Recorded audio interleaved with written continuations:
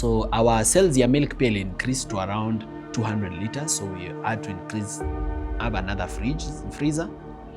Now, what happened and destabilized us from that business is Madam was pregnant. So now she had to deliver. And she worked to the last day. Ile siku anaondoka kwa biashara kwenda kudeliver. She didn't see ati alifika 7 months akakuwa hizi work tena. Ama 5 months hizi work tena. Aliwork hadi 9th month the last day. Alitoka kwa shop akienda kudeliver. But you see destabilization. See, from there she started making her own meal. How it come on.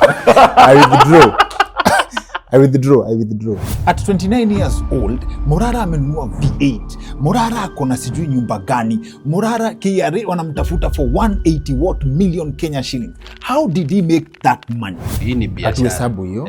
So exclusively minus nini. Hii do yenye 140 million. Yes. This is you transactions. Yes. Right? Hiyo ni pesa imekuja kwangu.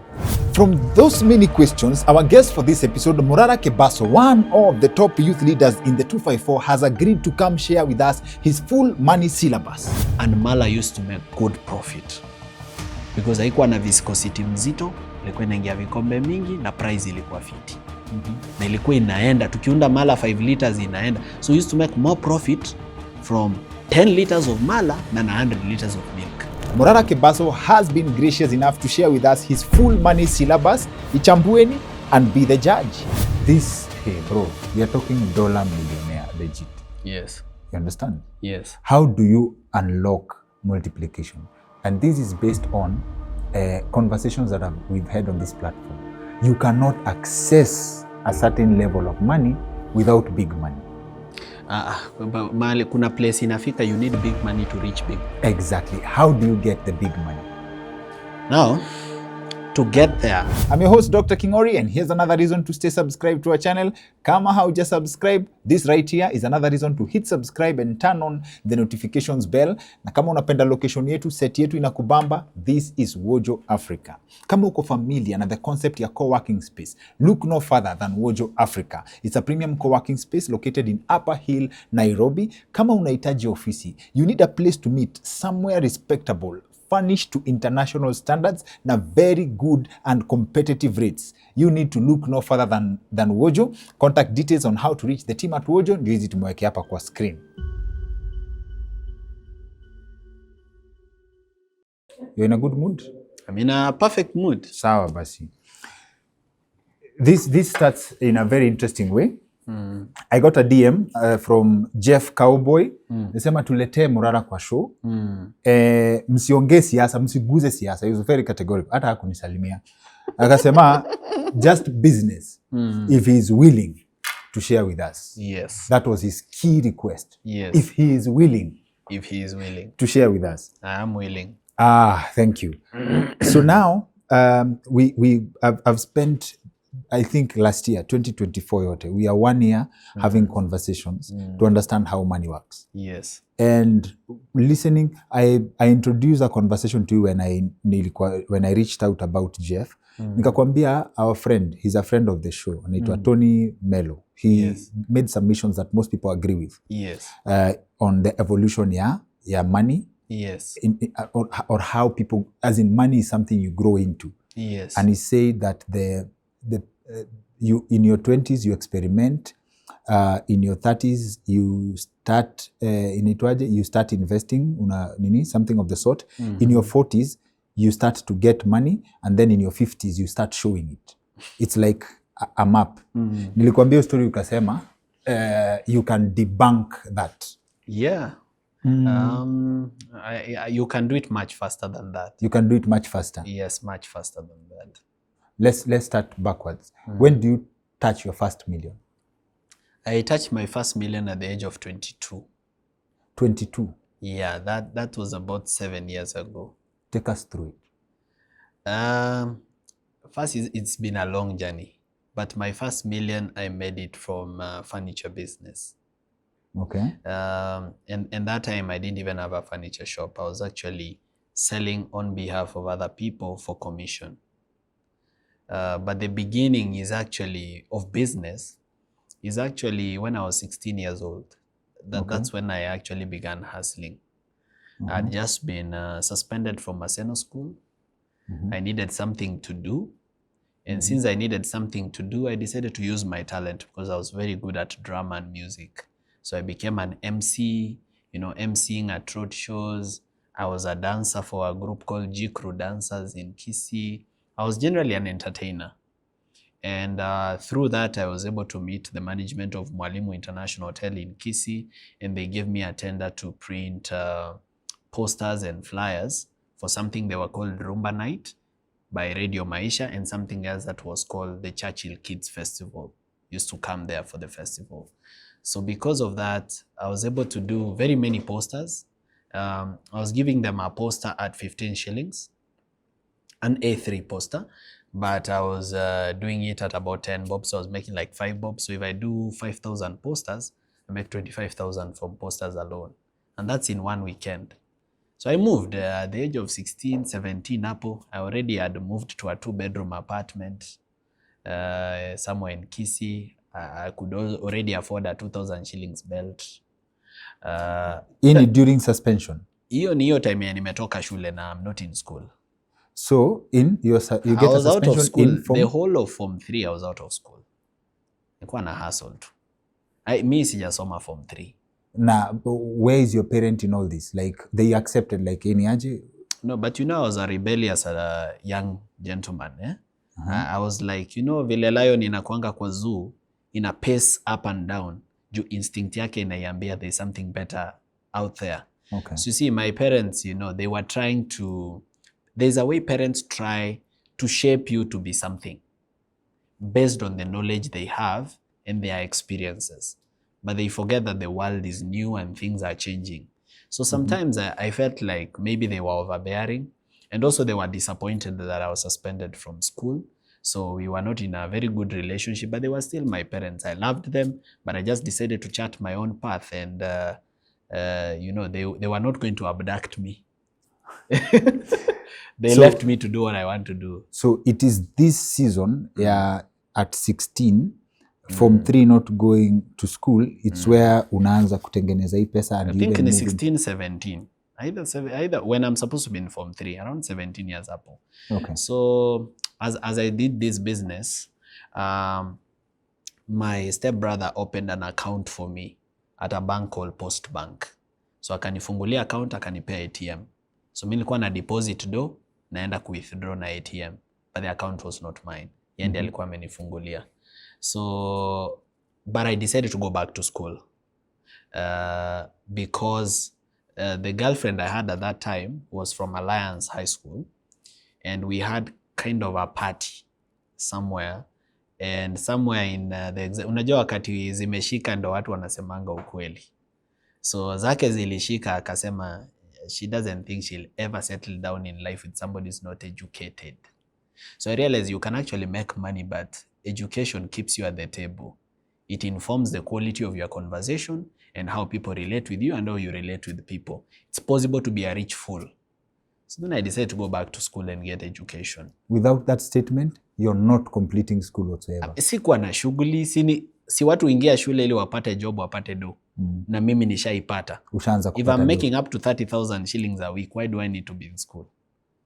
I don't need to be in school. Si nishapata pesa yenye watu wanaenda kutafuta shule. But I decided to go back to school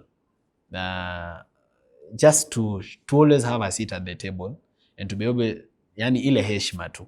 Sit at the table ama to always have a girlfriend. Unajua unatutanganya. Don't mix issues. No, she was an eye opener to how society will treat me if I have money without education. So if you have money without education, you have a limited view of life. It even informs your taste. It even informs your reasoning. It even informs your investments. So money with a little education is a good combination. It's good to have education. Too much of education is also not good. At least that's how I see it. The more you get educated, the more sometimes it makes money look like it's not a factor in life when it's actually a factor. Yes. So you take yourself back to school. So yeah, so we agree with a friend of mine, is called Jared. We say tutafute shule, lakini we cannot go to my village because my village inajulikana na kuna ile aibu ya huyu mtu alifukuzwa kutoka national school. Yes. So kwa sababu ya hiyo aibu tukaenda kwa village yao. It's somewhere in North Mogirango. So huko mahali Nyakemincha iko. So we went and found a school called Nyakenimo. But the principal of Nyakenimo told us, no. This school and the facilities it has, sioni kama itawasaidia. Let me take you to a slightly better school around this place. So that's how we ended up in Gekendo Secondary School. The principal was actually an alumni of Maseno School, so he was excited to meet me. He asked me, which house were you? I told him Bauer's house. He told me I used to be in Stansfield House. So tukakuwa mabeshte. So he told me, look here, unataka kusoma eh? Now, I am going to give you an offer. And this is the offer. Don't pay school fees, but get an A. Of course, it was a good deal because A napata tu. So I went back to school. I scored the first A. Okay. Since the school was established, the top grade in 1979, I was first to get it. And apart from that, I made it to National Drama Festival for the school. I even beat Maseno School. I even made it to the National Science Congress with a physics project where we were creating automatic ventilation using a system of transistors called logic gates. And then after that, I got back into town. This time around, I began as a waiter because, you know, when I decided to go back to school, I lost most of my stuff because now I didn't have my deals anymore. I had to hand over kazi ifanywe na wengine. And now I came back to begin from zero. Which year is this? This is around 2013. And how does your mindset change? Like having tasted money, how do you balance with your, of course, there's a deal to get an A. That's Yes. enough drive. Yes. But how do you balance the mindset, yeah, every day choosing the high that money brings versus just an A? Well, for me, having money is a good thing, but it has never been the reason for living. I've never seen money as the driver of life, as what I should seek in life above other things. There's joy and luxury that comes with money, but I'm always quick to adjust. There's also some joy in not having money. Kuna raha inakuja na kutokuwa na pesa. That's a delicate statement, na uta explain. But ukimaliza unasema you finish, you get an A first before you start working as a waiter, ama so as you wait for the finish results. While I'm waiting for the results, I enroll as a waiter for Ufanisi Results. So as I'm working for Ufanisi Results, one of the clients for that hotel was the former governor of Kisii, Scott James Ongwae. So I happened to be one of the people that served him. Okay, let me roll you back a bit. When I got this job as a waiter, my salary was 4K shillings. So down from 30 a week to 4,000, because now what I need is survival.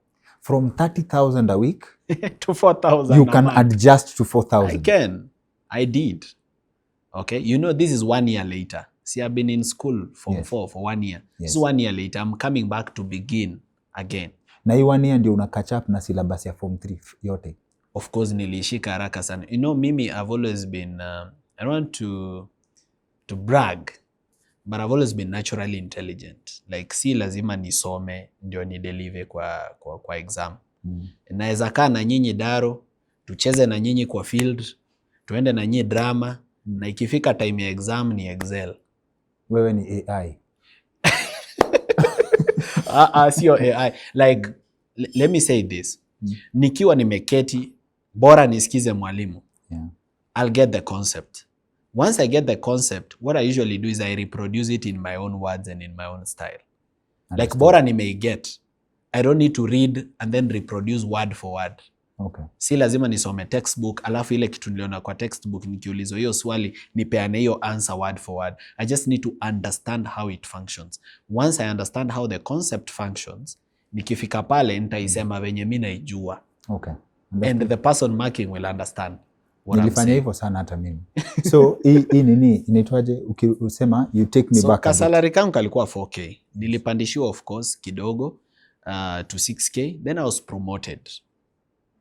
Nikapromotiwa, kumbe ni demotion, because when I was promoted nilipelekwa front office reception. So I'm now behind a computer. When I was a waiter, I was making of tips of up to 2K a day, 1,500. So apart from the 4K salary, sikufumbe macho, nilikuwa na kama 2,000, 1,500 a day in tips. Lakini sasa nimepelekwa nyuma ya computer huko mbele, nimeongezewa mshahara 2,000.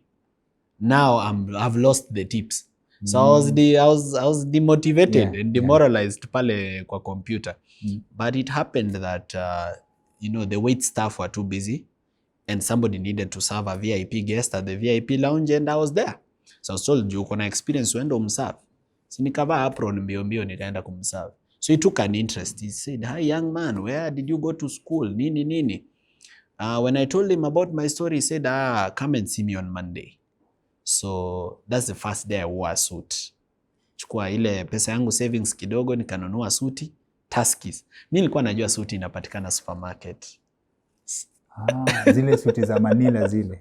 Hata sikutoa hii karatasi ya hapa. Ulienda nayo? Nilienda na hiyo karatasi. Hata sikujua inafaa kupelekwa kwa fundi. We fold. Nilienda venye niko nayo. Kabla ufike kwa governor, unasema ukaenda ukatoa savings. Nilitoa savings kanunua suti. So uko na concept ya savings already this early. Let me tell you when I understood savings, or rather working for money. My aunt is the one who raised me up. She's called Grace. My aunt Grace was a very strict teacher, primary school teacher. So she was like my mom. Yes. She raises me at home and still my school teacher in school. Now, how she taught us the concept of money, and that's a very young age, hapo niko class 1, class 2. How she taught us is that ile time ya kuharvest mahindi, kuna mahindi, when you are removing the mahindi kutoka kwa cobwebs, kuna yenye naruka inaingia kwa nyasi nini hivyo. So finally wakati wanakunja hii tandarua yenye kuna mahindi, kuna yenye imeingia kwa nyasi huko. Yes. Nilikuwa napewa hii 1 kg tin. Naambiwa okota hii mahindi moja. Ukimanage kujaza hii kitu, ndakupea 5 bob. So naokota, nangangana kujaza. Sometimes nafikisha nusu, sometimes nafikisha 3/4, lakini napeleka nasema hapo ndio imefika. Napewa 5 bob. Now 5 bob could do wonders to a class 2 kid. Yes. Because that 5 bob nilikuwa naingia kiosk, natoka na kuna tu sweet tukua tu 50 cents. Core. Yes. Natoka nazo 10. Na unajua mimi nilikuwa na mabeshte hapo hiyo area, nilikuwa MP. Sasa nikipiga kila mtu kwa yake. Mafans. So unashika sasa. Yes. So there was that joy of working for my 5 bob and knowing that it is mine, I worked for it. Yes. So by then I had already understood the concept of money. Now when I was in Maseno school, I used to sell kitu inaitwa writing pad. Sasa nilikuwa naenda nanunua, kuna book iko na flowery papers, kuna maua. Now there was a very good culture ya kuandika barua tukiwa huko Maseno school. Kwa tunaandika kwenda kwa Magad school. Unaandika kwenda kwa demu yako Alliance, kwenda kwa demu yako Kenya High, kwenda Loreto, kwenda Bishop Gatimu Ngandu. So I used to do kuuza writing paper, kufanya calligraphy in case you need calligraphy, na pia dis, nilikuwa kwa committee ya kujibu dis. Tukidisiwa na jibu. Okay. Sasa hii writing pad nilikuwa nauza karatasi moja 20 bob. Na Maseno school ni mahali hata watoto wa watu rich wamekaa, juu kulikuwa na mtoto wa babu na mwamba huko. Hiyo ni corruption. Hiyo ni profit. Kulikuwa na mtoto wa babu na mwamba huko, nilisoma na mtoto wa Franklin Bet, nilisoma na mtoto wa Masha. Babu na mwamba ni huyu wa karate mwenye alikuwa kwa gazeti at some point juu ya. Yeah. Okay. Nilisoma na watu wengi. So huko the who is who. Kulikuwa na sisi wenye tumetoka kwa background ya kawaida, na kulikuwa na pia wale wametoka from a rich background. So 20 bob iko shida kwa watu ku afford. Okay. So 20 bob karatasi moja, na mimi nimenunua hiyo kitabu mzima yenye iko na almost 100 pages, nimenunua maybe 120 bob. Na ninauza kila karatasi 20 bob. That's 2,000 bob. Yes. From one book yenye nimenunua 100 bob. This to make good profit. Then I used to charge 100 bob for calligraphy. Kama unataka nikufanyie design poa kwa envelope ya barua yako yenye inaenda kwa mpoa wako, I used to do that. Back to primary. In primary school, I used to sell bread and mandazi. So concept ya pesa haikuwa new to me. Now we trace it was not my first time at ina handle do. We trace it back to your aunt. You trace it back to my aunt huko nikiwa class 1. You come through to primary. Nikiwa primo nilikuwa nasoma shule yenye ilikuwa kaa jela. In fact my primary school hiyo ilikuwa jela. Unless imechange saa hii. Because that school njaa ilikuwa inatufanya tunakula Colgate. Colgate. We used to eat our Colgate. You eat it ama muna brush muna meza. Tunakula Colgate. Like tunachukua Colgate unafinya hivi tunakula. Njaa ilikuwa alafu kishamaliza kukula una brush like vile mtu anafanya. Ulikuwa na shida huko mzee. Okay. Tulikuwa tunakaa hivi when it nears lunch time. Tukisikia sufuria ya ugali imeanguka. Juu kuna venye inarushwa. Hiyo drum ya ugali. Kuna venye our cook was called Ombwero. Knew how to throw it. I think alikuwa anairusha nje ya kitchen. Na huko nje ilikuwa concrete. Inalia grrrr, tunasikia hiyo kitu imeshuka.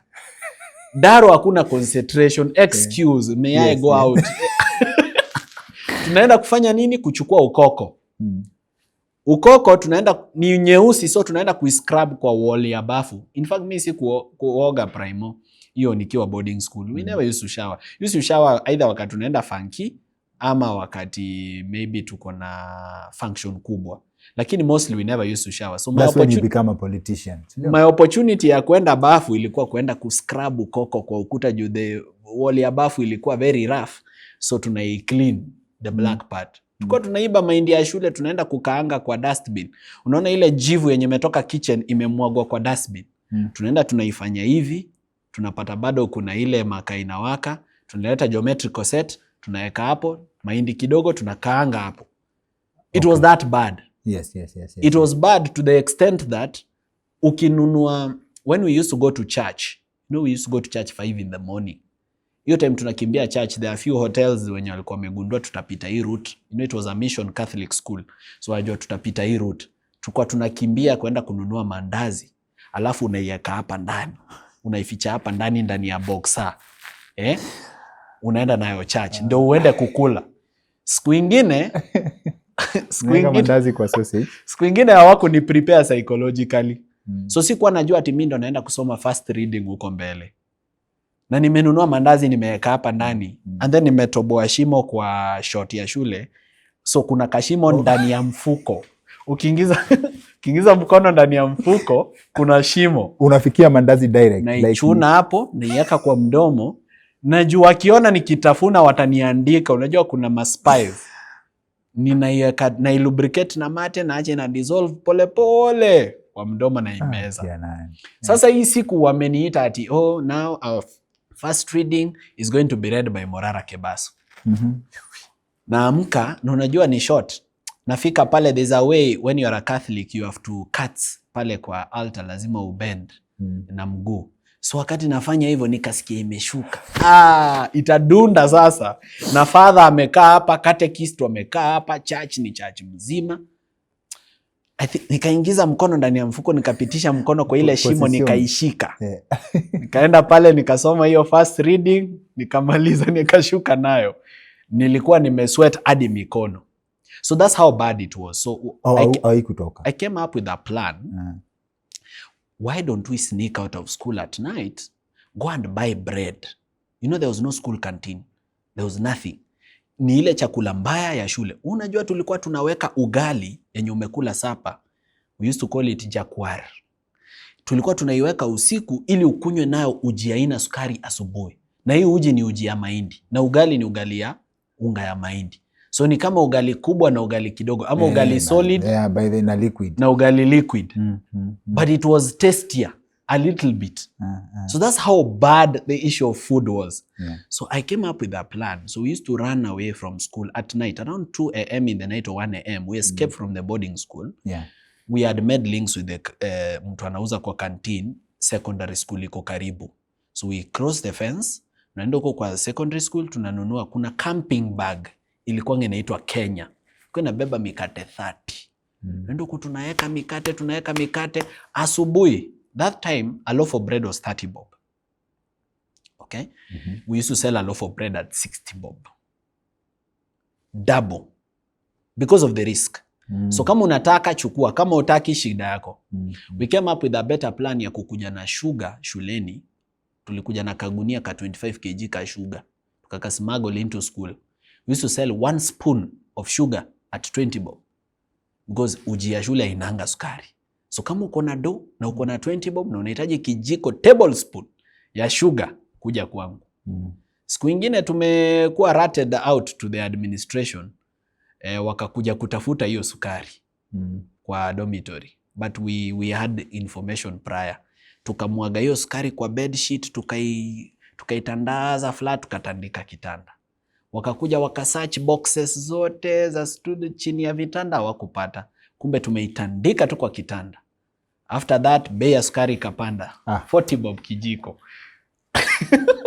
So business, but that was illegal business. Anyway, I'm not encouraging pupils on this show to do that. I'd like to hear what you say about corruption tukifika hapo, but so far tuko sawa. That was survival. It was corruption, that's how I see that's fine. It's not corruption. Because it was not theft of public funds. No, it was. It was we were escaping a system to go find a better life. Tutafika kwa hiyo debate. Yeah. Na tutaona kama utashinda. So tukafika high school. I used to do that business, as I've told you. Yes. So now I'm done with high school. You know, I've left Maseno school. I've gone to Gekendo Secondary School. Before I've finished. What's the money like? Wakati hii unauza sukari moja 30 bob. How rich are you under those circumstances? Extremely rich. Mimi ni mtu nilikuwa tukifunga shule primary school, siendi home kwanza. Tunaenda the nearest town. Umekafunga like pesa uko na kama 10,000 a pupil, primary school pupil. Uko na 10k. Ni nini huwezi kuwa, si utakuwa hata mbunge. 10k. Uko na hey. Na you are a primary school kid na haikulipui ushago with 10k. Haikulipui kichwa, as in haikupatii excitement, haikupatii nini? Hapo nayo, by the money has never excited me to the extent that okay, kuna point nitafika ndakwambia something has ever excited me, but it wasn't money. It was my first car.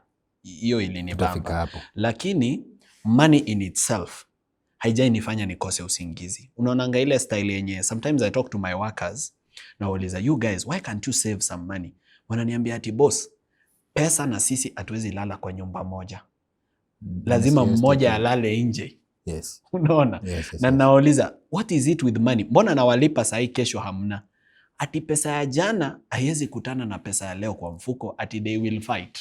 Zitapigana. So mimi sijai kuwa na hiyo issue ati nikiwa na pesa inaniuma paka na feel I need to spend this money. If I don't spend it now. Mimi naweza kuwa na pesa hivi na hakuna mtu atajua niko nayo. Utacheza chini kabisa paka nipate an exact thing yenye nataka kufanya na hiyo do. Hata kama ni kupiga sherehe ama luxury, nipate the exact kind of luxury I want to enjoy. Sawa. So primary school uko na 10k ushago, that's a billionaire by ushago standards. Ni ukweli. Ni ukweli. And we can trace mahali unatoa hii mindset ya I have money, right? At this point, do you have target ambitions ama the idea of I can load up, because loading up is very important. I can load up to 10k. Okay? I can load up to 10k. But you'll find utapata what you do with it when you have it. Do you have like bado hujaanza kukuwa na structure ya mimi si kwa mtu wa kuinvest, si mtu ati nataka kununua ploti ama nijinunulie nguo. Bado najua nguo ni responsibility ya mzazi. Yes. Pesa ni ya consumption. As at that time I knew that money is meant for my stomach and my friends. So I had friends, lots of friends. Okay. I don't know why I had them, whether they were there because I'm a friend of them, but I had friends. Okay. So we could go to hotels. Our version of fun was quite interesting though. We would enjoy things like, just going to a big hotel and eating the most expensive thing on the menu. Kujibamba tu, just to surprise ourselves. Alafu mnamaliza. To check off the list kwamba hiyo tumefanya. Alafu mnamaliza. Hiyo pesa iishe. Turudi tu na fare. Okay, sawa. So governor tells you hapa kwa reception, kuja unione Monday. Aliniita, yeah. He took interest. So nilipoenda kumuona nikapata ako busy. You know how politicians Nini nilifanya take interest? I don't know. Me, I was just serving him. Probably I served him well, but he did ask me a few questions. Where did you go to school? What did you get? Then what? You know, that storyline. So I don't know why he took interest, but he did. And Could be, this is my theory. Akikuuliza what you get, unamwambia ulipata A, right? Yes. And then you're working kwa reception. Unajua primary school I was number 5 in Nyanza province. So I believe 400 yangu ilikuwa 400 zile quality. Sasa hii connect nafikiria inakuja kwa in my thinking like how humble can an A student be to work in a reception? Probably yes. Uh-huh. So when he called me, I met Walter Nyambane. He was the director of communications. So akaniambia the governor is leaving for a meeting, kuja umuone sai. So nikakuja, akasema young man, habari yako? So I wondered, kumbe mwanasiasa he meets a lot of people na anakumbuka. He said, Nyambane, I'm leaving for a meeting, but find this young man something to be doing here in my office. So I think it was a mentorship. So nikapewa kazi. Na kazi nilipewa ni social media. Kupost, kutravel na governor, kupost, kumonitor social media. What is the perception about county government programs? What is the perception about the governor? What's the perception about decisions he's taking? And it was so serious, I used to prepare a social media report. And you've never done this before? I've never done this before. Ni wamesema tu there's a young man here. Si hawa vijana ndio wanajua mambo hiyo ya social media. Patia huyo atuambie nini inaendelea kwa hiyo Facebook. At that time, Facebook was the most serious. It was the most impactful. So I used to monitor a lot on social media, Facebook, Instagram, Twitter, but mostly Facebook. And I did an awesome job. Then I received my letter to join Kenyatta University Law School. While I'm there, I went to the governor, told him nimeitwa KU nisome law. He said, go. Akaniambia, I'll give you a bursary. He gave me a very good bursary ya kwenda kusoma KU. Considering that I was a government sponsored student, na gava ikisha nilipia kila kitu na HELB ilipe part of it, I was being left with a balance of like maybe 8K because fee 13K, HELB itume 6K direct kwa shule, you know, ndabaki na kama probably about 8,000, you know. So na yeye amenipea basari ya 75,000. So hiyo basari ina deduct wangu atu, so always niko na overpayment. So he really helped me on that end and I was grateful. So for preparation to university, I had to come to Nairobi. So I came to Nairobi and the place I knew people was in Kawangware. So I came to Kawangware and settled down at a place called Sokomjinga with my friend called Nelson. Together, we found a gig to keep teaching at a school called Kabiro Secondary School as mathematics and I was a mathematics and physics teacher. Later, of course, I also became a mathematics and English teacher. So I was teaching in this school, in Islam school. Hii shule, huyu student kwao kunauzwa bangi, huyu kwao kunauzwa chang'aa. Hawa, yani, unajua, huko ni Islam school kabisa. So the challenges that this kind of students have are not normal challenges. So you have to be really wise. You have to act with them with wisdom. Kuna siku hata nimeibiwa simu pale Sokomjinga. I was teaching people overtime. So I had taken some overtime classes kufunza watu usiku. Nikamalizana nao saa 4 ya usiku. Nikitembea kwenda home, I was mugged. Kanyang'anywa simu. Ponyang'anywa simu, next day in the classroom nikasema, by the way, my phone was stolen yesterday at Sokomjinga. Nikasikia watu wanacheka huko nyuma. Shindo ala, kwani mnajua? Break time wakaniambia usijali mwalimu, simu yako utapata. Walai. So sijui kama walijua mwenye amechukua, akaenda wakaniletea, but it came back. Only that I had to buy it back. Oh, they sold it to you. So I had to buy it at 2,500 shillings. But because of the information that was inside, I bought it back. So these are kind of the challenges I went through there. Then I joined the Kenyatta University School of Law. You know, did my law, did my internship. Now my next touch with business was after I did my internship.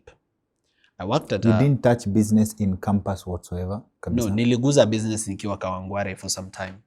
I tried to open a hotel at Kawangware 56 with my friend who was a chef at Carnival, but we didn't go very far. Why? Because of school. Law school is very involving. Okay. It is very taxing. Ni kitu inakuhitaji mchana daro, usiku kwa vitabu. Inakuhitaji weekend library for you to be able to get any grade that is worth a grade in law school. It needs like your time, almost 90% of your time. So the game now changes from wewe kusikia tu mwalimu. It's very difficult by the law school, si mchezo. Okay. Uko, you know, it's not exam based. Unajua campus is not exam based. Hausomei exam. Primary unasomea KCPE unless sasa tuende kwa ECBC. Lakini hiyo system yetu tulikuwa nasomea KCPE. Hizi vitu zingine hata they didn't matter. Hata uanguke mock, it does not matter. Bora upite KCPE, that's what will determine your life. Yeah. KCSE matters a lot. Easy 4 years hapa hata usipofanya kitu, but ufanye something kwa KCSE, it's done. Okay? But now campus is different. Campus there is cut 1. It goes into your marks. There is cut 2. It goes into your overall marks, into your GPA. Then there is the exam. It goes into your GPA. And this exam is only for this semester. And it will determine whether you will graduate after 4 years. Imagine that what you did in first year, second semester, can determine whether you will graduate at 4th year, 4th semester. Kama ulimesa huko nyuma, utarudi huko nyuma ku rectify. So then hakuna end of term, hakuna end of 4-year exam in campus. It's an incremental kind of thing. You have to keep working every day. Okay. For you to actually make it at the end. So because of that, I was not able to focus on the business, and therefore it went down because mama mwenye tuliachia apikange mandazi na chai alikuwa mjanja pia. Anapika mfuko moja ni yetu, mfuko moja ni yake. Okay. Na sisi ndo tunalipa rent na tunamlipa pia. So see, at the end of the day, yeye hiyo yake ni faida. Yes. So sisi yenye tunapata ni ya kulipa tu rent. So it's not beneficial in any way. So we left it. But when I did my internship, I happened to do a really good job. At that time, you know, internship, you're not paid. But I was so hardworking. I used to come 5 a.m., you know, to the office. Sometimes I leave at 9. Watu wananiwacha kwa ofisi in this law firm. Napewa do nipande ndege. It was a big law firm. Nikimbie Kisumu because there's a matter that's supposed to be filed in Kisumu, nipeleke documents because there was no online filing. Documents lazima upeleke. So because of that, nikipewa do 5,000-6,000 kupanda ndege, mimi naweka kwa mfuko na ingia easy coach na save hiyo. Nikipewa pesa ya Uber nipeleke hii Milimani Low Courts, naweka pesa kwa mfuko na cross Uhuru Park. Natembea na mguu. So I was working really hard. But because of that hard work, people recognized it. And because they recognized it, when I was leaving, they said, umefanya kazi safi, we'd like to give you an exit kind of gift. So they gave me 100K as an exit gift. Sasa mimi nilienda nika-invest hiyo 100K kwa Wines and Spirit. How old are you around this time? Hapa sasa niko second year kampo. Nikaenda kafungua Wines and Spirit. Nilianza na kawa skari. Ilikuwa inaitwa Tribal Wines and Spirit. I don't even know where I came up with the name. Tribal. Ilikuwa inaitwa Tribal Wines. Oh, Tribeless ni after sasa mengia Gen Z. I don't know why. I don't even know where the name came from. So nikaanza kuuza madrinks huko. Legend, Smirnoff, kitaka Jameson niko nayo, kitaka Jack Daniels iko. Yes. Kitaka beer niko nayo, can ama chupa. Yes.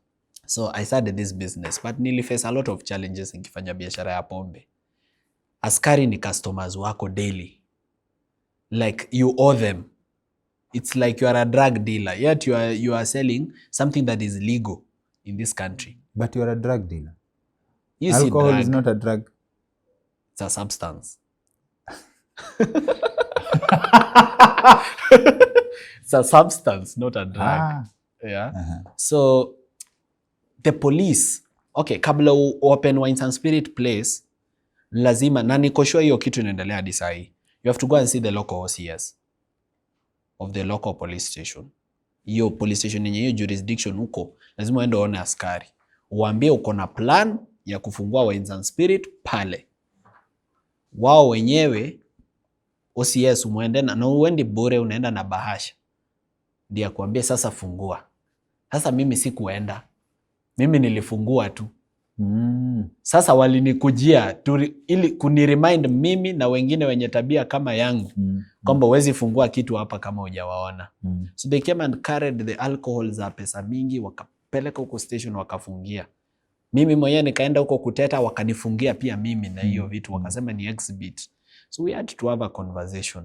Mwishowe wakaninyang'anya mzinga 2 za Jack Daniels, wakaniacha nikarudi na hizo zingine. So I learned my lesson that you have to see the police. Na watakujia 200 or 300 bob every day kutoka kwako. It's tax collection. How do you arrive? Uko na 100k. How do you arrive at the decision of all businesses? Wines and Spirits ndio itawaka. Okay, I had mi sikuwa mlevi in campus. I never used to drink. And sikuwa unaongelea ulevi in past tense. Okay. So, but I had friends in campus, and I used to see how much they spend on alcohol.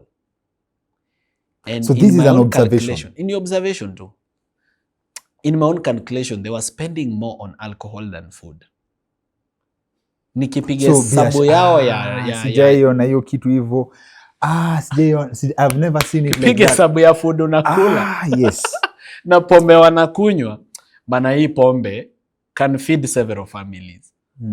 So because I used to have friends, helbi inashuka hivi, watu wanaingia club. You know the kind of clubs that used to do well that time, ilikuwa Scratch, kulikuwa na Avenida, kulikuwa na ingine ilikuwa inaitwa Waves hapa town, alafu huko kwa askari kulikuwa na ingine ilikuwa inaitwa Comfy Inn.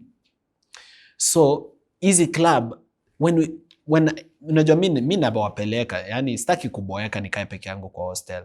But because sikuwa mtu wa pombe, na si ati nilikatazwa na mzazi ama ni maombi ama ni kuokoka sana, I just didn't see mbona nikunywe kitu yenye ni kali badala ya juice kitu tamu. Ukifanya watafikiria hiyo ni pombe. But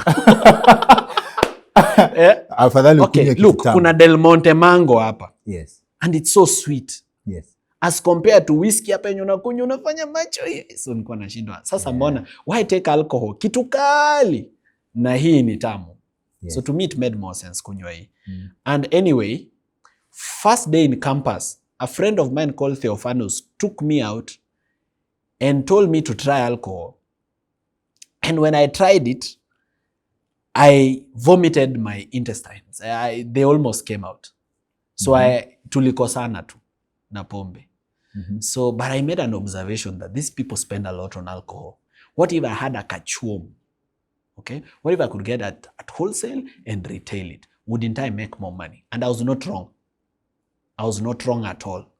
I used to make money. Biashara pombe inaanza Wednesday. Then inashika Thursday. Then Friday inashika. Saturday inashika proper. Alafu inashuka Sunday. So sasa hizi siku 3 kwa wiki ama siku 4. I used to make sales every week. My profit used to come to around 10k. My profit per week, because I was running it small at that time. So my profit per week used to come to about 10k. As I grew, my profit went up to 30k a week. Not sales, from this profit. Seed capital ya 100k. From 100k, unajua sikuanza nikiunda 10k a week. Nilianza maybe na profit ya around 4k, 5k a week. But base ya pombe ushika mbio sana. In fact, ikiwa mpya ndo watu wanaipenda. You've never seen clubs they hit for like 2 years, then people don't want to go there again. Nimesikia hiyo math. Yes, that's true. So wakati kompia ndo inashika. So the first weeks, I never used to make as much. I was able to cover my rent and pay myself to work there. A salary of 10,000 a month. I've always believed that the best way to run a business is to pay yourself a salary. That's the only way you can ever know your true profit. Otherwise, if you're running a business and you take money from the business, sijui sistangu alipewa pesa ya chama akakula, wacha nimpea warudishia atanirudishia, sijui nani akona harusi, wacha nimpei kwanza alipie gown. The moment you start taking money out of your business without calculating your profits first, you'll always lose, because siku moja utakula stock. So you limit any expenses related to you to the 10K you are paying yourself. The best way to run a business is always calculate your expenses, deduct them. Then pay yourself a salary so that you know your true profit. Jidecide unataka kujilipa pesa ngapi. Assume you are not there in that business. Mtu ungeemploy hapo ungemlipa how much? Mimi nilisema mtu ningeemploy hapa ningemlipa 10K. Alafu so unaweza kuwa unajilipa 10K but uko na 90K tena separate yenye busy na make but 10K ndio yako. Yeah, you must separate your money and the business money. You must treat your business as someone else, as a different entity. What your business has made is not you. You've made your salary. That's why there's a difference between income tax and tax on sales, or what we'd call turnover tax. All right? There's a difference between income. Income tax is what you made. Turnover tax is what you sold, isn't it? So when this business became profitable, I expanded. I opened another one in Kao and Dani, a place called Bex, kafungua ya pili. So now I had 2 and employees. Hapo ndo nilifunzwa lesson ya biashara sasa. Now, I never thought in my wildest dreams that the employees you employ can buy their own stock and sell it. And leave your stock on the shelf. So is ayuzi but inauza. It never occurred to me that it is something that can happen. But it was happening. Employees wanabuy pombe yao kutoka kwa wholesaler. Si wao ndo unatumanga waende. Enda kwa so and so akupee nini unitumie nilipe. They go buy also their own stock. Now their own stock, they don't keep it in your shop. No, they've made friends with the person who was the next shop. The next shop was a nail parlor ya kuunda tu manicure. But wako na kabox kwa kona mali. Huyu ameweka stock. So client akikuja, anamwambia acha nikuchukulia hapa. Kuna yenye kwa store. Anaingia hapo, anatoa yake, anauza hiyo. So they are running their business from your business. On your costs. On your cost, without paying the rent, without paying the steamer, without paying the salaries or which you are paying them. So you are paying them to steal from you. Okay. Aya, now there's another thing I never thought possible. I never thought ati mtu anaweza toa pombe kwa bottle, wauze tots, na waweke maji ama strong tea, na waifunge waiweke kwa box pale juu. Because mimi nilikuwa najua ukifungua hiyo bottle, hiyo seal imebreak. That's the end of it. Kumbe kuna vile unaweza ngoa ile kifuniko pamoja na seal. Mimi nataka tu kusikia vile unawashika. Like, watu wanakunywa strong tea azishiki. This is what happened. One weekend, on Sunday, we used to have off days. So Sunday funga busy, kila mtu aenda fanya vitu zake. So on this particular Sunday, sina form na hakuna stima kwa nyumba. Sunday ilikuwa time yangu ya kuwatch movies kwa Netflix. So hakuna stima, sina form. Nikatoka nikasema na hizi duka si nizione. So si niko na key. Jo padlock inakuja na keys kama 3, 4, so niko na spare. Kaenda nikafungua. Sema, very nice, very nice. Kaanza kufungua zile ma bottle. Okay? So a friend of mine calls me and asks me, ni aje bro, uko wapi? Nikamwambia niko base yangu, nafanya tu stock check. Ananiambia acha nikupitia hapo. Si akapitia. Akaniitisha, hiyo drink mnauzaje? Nikamwambia bottle ni ido. Akaniambia hebu shukisha hiyo. Utaki kukunywa? Siwezi kushikisha hata katot kamoja. Hebu mimi nishukishie kwanza, nipe tumbler. So nikampea. Nilipompea, anamwaga, anapata ni maji bana. Na unajua ni bottle ya nini? Jameson. Sasa unajua bottle ya Jameson, it's not clear. It's not a clear bottle. Yenye ukiweka maji utajua ni maji. It has a color, green color. Yeah. So kitu ikiwa ndani hujui nini iko ndani. So anapomwaga bana ni maji. Akaniambia, kwani nani anakuzia stock? Kwani watu wanakuosha nini? So si nikakuwa wary, tukaanza kuzifungua, hata akasahau chenye alikuwa afanye. We started opening all of them and we find, wow, mizinga za very high amounts of money, mzinga ya 3800 ya 4500 ziko na maji. Tukaenda hiyo branch yangu ingine, same story. Tukapiga hesabu ya loss. kapata niko na loss ya almost 35,000 worth of stock yenye ishapotea. So nikapigia supplier nikamuuliza whether it's possible wamewahi niuzia alcohol yenye ni maji na si alcohol. Wakaniambia that's highly unlikely. Hata huku imagine ati ni pombe ime expire. Nikajua tu ni my workers. So sikuwauliza wao. The people they relate with around that place ndo nilianza kurelate now. So unajua shop yangu iko hapa. So unakuwa na beshte hapa next wa manicure, huyu beshte wa saloon hapa, au ndio nilianza kuunda mabeshte na kujaribu kufind out. So one of them was honest enough, akaniambia huko kwako unaibiwa. Some of the things that wanawekanga kwa nani. So I started knowing that this is what is happening. Now for me, I didn't see it as an opportunity ati ni learn ama ni wafukuze nilete wapi alafu niweke new systems. It broke my heart. I was like, if they can do this, then hata hii biashara chikai. So juu sitaki kusumbuana nao, mara na washika na wapeleka station nini, just forgave them, left them alone, sold the business. And coincidentally around that time I was trying to, give my life to Christ. So I found a good excuse to leave the business. I said, in any case, I'm giving my life to Christ now. I don't think the Lord is happy with me making other people's children drunk, other people's husbands. So naachana na hii biashara. So I left alcohol business, came back home. Now I'm living in a bigger house. It has bills. So I'll definitely need to pay these bills, but I started thinking of other ways. And the first idea that came to my mind was online writing. So I went into online writing. So online writing nilikuwa napewa magigs, nalipwa 300 shillings per page, naandika. It's make good money, but with the time, I owned my own account. And I thought, by the way, what if I sell accounts? So I buy accounts. Unajua account ya writing ni unanunua password na email. Essentially, that's what you're buying. The password and the email. So you buy the password, the email, and the recovery email.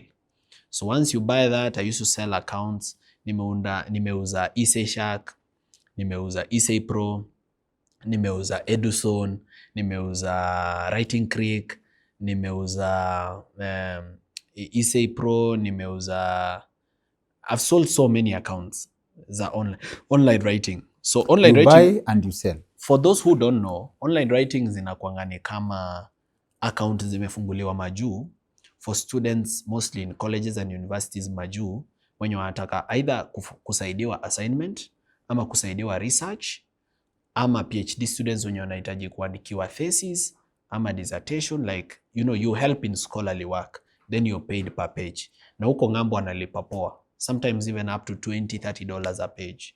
So I started online writing. Then I had my own team of writers now.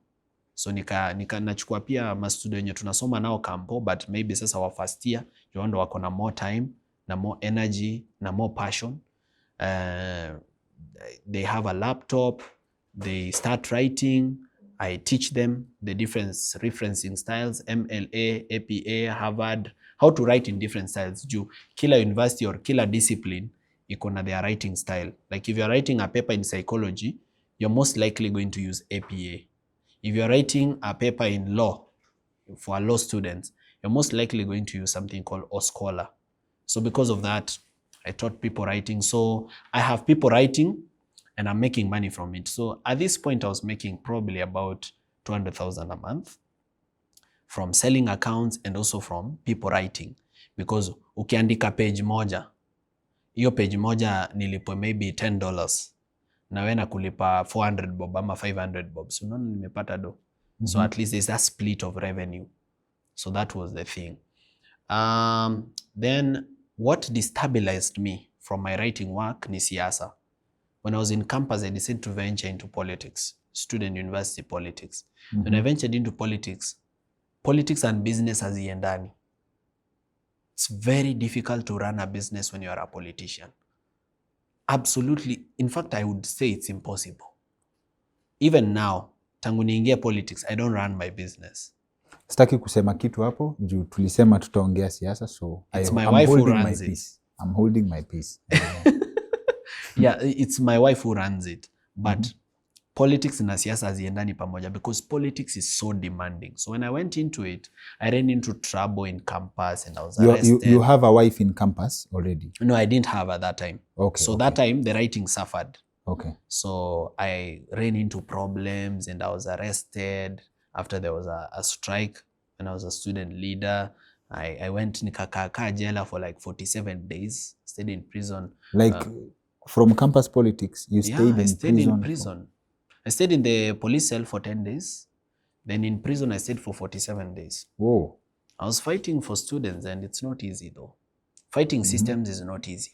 They'll come down very hard on you. So later, I managed to post bail. The reason I stayed... Huku ni wapi unakaa 47 days? Kiambu. Kuna ka prison niko Kiambu. That's why I stayed for the larger part. Okay. Unaona Kiambu town. Hapo ngambo hapo. Kuna prison hapo. It was actually built by the colonialists. Iko. Okay. I've been to most of these prisons. Unajua nilikuwa na moviwa because of interest. Unaona like when I was being arrested, I moved police station to police station. That was the same case then.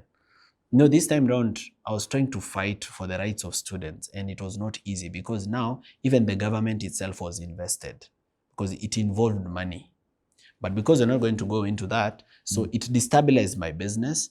By the time I'm being released on bail, because the first bail I was given was 1 million, I was unable to raise it. So I had to wait until they appeal to the High Court, the case is hard, kuja kupata decision ipunguzwe to 100,000. So when I posted bail and left, and actually immediately I left prison, the case collapsed. Because the intention was just to keep me there in remand. There was no case against me. So the moment I left, there was withdrawal of the case. So now, immediately after I left prison, I needed a new place because I was running away from politics and leadership. Sikuwa nataka kitu yote na siasa na sikuwa nataka environment yenye ninaitwa mheshimiwa. So kahawa wendani nini, kahawa sukari, people knew me, former students, current students, tukuwa na mabeshte wengi na sikuwa nataka siasa kabisa. I was running away from it. So I went to Rongai. So Rongai nikaenda kuanza scratch writing. Unajua sasa sina accounts, zingine nimeuza kujaribu kuraise bail. So sasa tena naanza nikiwakia mse, nikiwrite. So I started down again. A guy who is in Australia called Robin Boyd helped me because by the time I left there, I didn't even have a laptop. I didn't even have a smartphone. But he zero, like nilikuwa zero. Hakuna savings, hakuna nini. At the point yenye natoka huko mse, I had exhausted any material thing that I had or cash trying to get myself out. Like ilikuwa ile niaje mtu anakuja kuniona prison namwambia endo waambie nani achukue laptop yangu auze aone ndo anaweza raise tuone kama tunaweza raise hido. So from season you're making 200k a month, you unashuka mpaka zero kabisa. Yeah, I had savings of about 420,000 thereabout. By the time I was going to prison. Yeah. At about 420. That's what was left after I've spent money in politics. 420. I had about 420,000. A very significant number, but carry on. For a student, for a campus student. Watu wa nini wanaijua? Carry on. Watu wetu wanaiona. I had about 420. But this 420, because of trying to raise bail, okay, and because of trying to try to raise money for kujitetea huko nini, kujaribu kujitoa kwa ngori, I spent most of it. And any other thing that I had that could be sold, like a TV, a fridge, we sold most of our stuff trying to raise money. So when finally we got released, it was a relief. So I came back and started in Ongata Rongai. Robin Boyd helped me, used to give me access to his computers. So I used them to write. So this time around, nilikuwa napigiwa simu kwa kabambe yangu naambiwa ni aje, nimekutumia job ya writing, utaweza? Na maybe amenitumia engineering. Na labda ni ngumu. Lakini mimi everything I used to say nitaweza. Juu sina smartphone na yeye ana assume niko na smartphone na laptop na jua chenye amenitumia. So aniliuliza utaweza hiyo kazi? Naambia nitaweza. So nikienda kufungua kwa email ndio najua sasa chenye nimepewa. So I've written everything. I've written on nursing, I've written on psychology, I've written on politics, I've written on linguistics, I've written on mechanical engineering. Hakuna field. Now when you write because as you write, there's some knowledge you retain on that subject. A lot of knowledge. mathematics and statistics. Unaweza fanya exam on those things. Of course, si ni exam nafanyia mtu. Si amepewa assignment. Yeye ni master student. Inakuanga area moja hot sana. That's why hata mimi nimenyamaza. Nimeingia kwa moto just for mentioning online writing. Online writing. Now imagine I was not mentioning at we are not the first. We are not the first to mention it. It was even mentioned on BBC. Unaona hiyo story on international media. On BBC. I just mentioned it on my platform as in reference. Watu wa online hawataki utaje. Like I am not juu unachoma soko. Bas. Itaharibu jina huko. Inaharibu. But that's a fact. Ni kazi tumepiga. Hata wao wanajua tunaifanya. Sasa from there a friend of mine called Brenda, I think she's in the US now. She helped me tukaenda Gikomba, tukanunua some household items. Nikaanza, life vizuri sasa huko Rongai, nikanunua some household items. What I did is, around that time, I met my wife, the one who I'm with now. So, this is a time when I'm supposed to be in campus study. The one who I'm with now. It's a very open statement. Okay, my wife. Sema hivyo. Ukisema the one who I'm with now. It's a very, very broad statement. But carry on. I met my wife, the one who I'm with now. Yeah, so my wife, we met around that time. And me, my wife, we didn't date for long. We dated like a month tukaoana. Because I knew what I wanted in life. Na tulikuwa tushachoka ku have... There's a lot of money that you lose with girlfriends. Kuna pesa mingi sana inapotea na mademu. Ukiwa na mademu watatu, hizo ni 3 avenues of expenditure. Hata kama hauta spend a lot on them, hata time tu. Imagine mtu anakuambia anakam. Unaosha nyumba.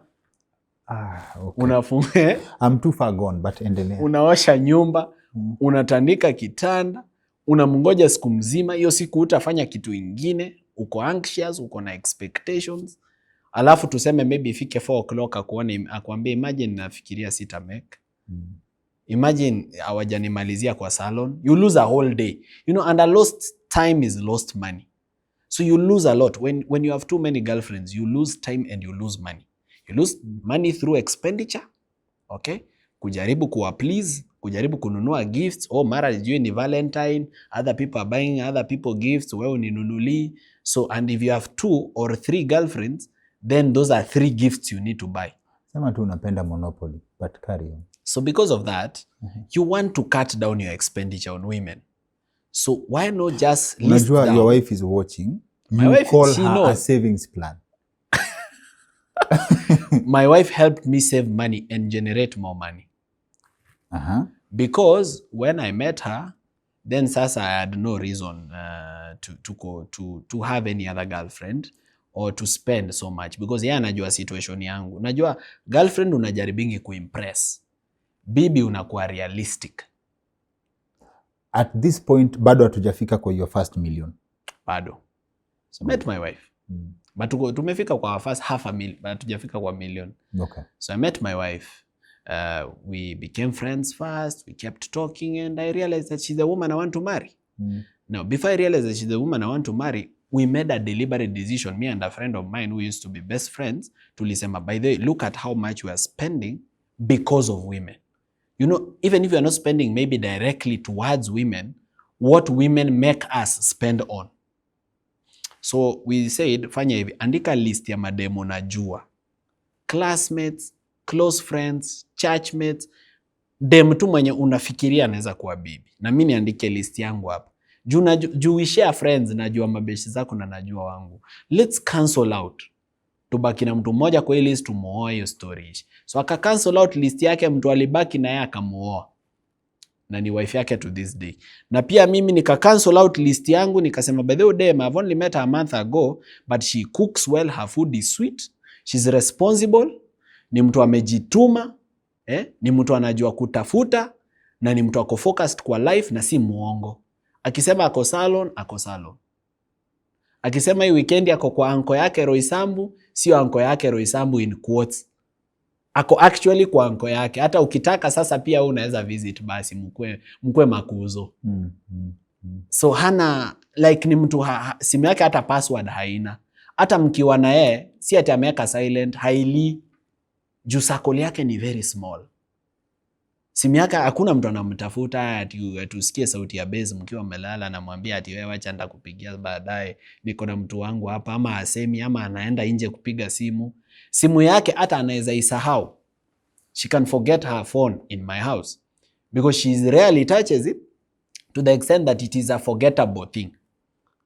Aya, ukimwangalia social media hana mileage kubwa, yani huwezi pata video zake akitwak sijui klabu gani, akivuta shisha na akitoa na mapua. Unajua kuna venye mileage unapata imeenda sana paka unaanza kushindwa, hapa nitasettle kweli, nitaweza nitaweza hii bill. So nikapata ni mtu hana scandal. Kwako mileage is different. Mileage na ina mata. Sawa. So nikasema she's fit to be a wife juu ni mtu anajiheshimu, even the way she dresses. So because of that mimi nikamuuliza, hai nikuulize, unaweza taka kuwa bibi ya mtu? Unaweza taka kuwa bibi yangu? Nilimcall one weekend katumemaliza hii, nikamuuliza, would you want to be my wife? Akasema nakupenda, why not? Nikamwambia kuja na nguo zako. Akapaka nguo zake akakaa hivyo, si ndio? Si akakaa. So hizi vitu zingine kuvisit kwao tulikuja kufanya baadaye. Hata dowry hizo we came to do later. So she came. When she came over, no, me had exhausted my savings. Yeye hakuwa ameniambia kona savings. So mimi nilijua yeye ananitegemea. Hiyo time na hustle, I'm trying to do everything. Nafanya online writing at the same time, najaribu kuuza insurance, imenishinda. Najaribu kubroke mashamba, imenishinda, imenikalia. Hata mashamba umejaribu hiyo time? Nimejaribu kubroke mashamba. Okay. So she told me, na by the way, ni biashara gani mtu anaweza fanya na capital ya 70k? Nikamwambia hiyo labda nifikirie. So sikuwa serious juu najua hatuna hiyo 70k saa hii. So why think about a business whose money we don't have? Yes. Kumbe ako nayo, she is actually talking about herself. Na ni biashara gani mtu anaweza anza na hii? So when she kept asking the question 3-4 times, I realized she's serious. So hii time akikuuliza history ya biashara unaweza anza na 70k, hauna kitu unadu, umejaribu mashamba zimenini, so hauna kitu, so you niko na writing. Uko na writing. So niko na income. So hizi jua uko na income. Sawa. Niko na income, but hiyo income inaenda kwa rent na food na vitu zingine. Okay, understood. So sasa we are talking investment. Okay. So then she came clean with me and told me she has 70k. So tukakaa na yeye chini a whole night, hatukulala. Tukafanya elimination method. Necessary utuambie. One of the business we wanted to do ilikuwa salon. But her experience na salons mahali ameshukwa, she didn't want to do that kind of business. Because anaendanga kwa salon kushukwa, ule mtu anamshuka anamwambia kwa masikio, next time usikuje hapa. Nunua braids nikushukie kwa nyumba. Yes. So she thought, yani to deal with this stress again is a no-go zone. Yeah. So we settled on a business called milk. Because where we were, kitu tuliona iko missing hiyo area ni milk ATM.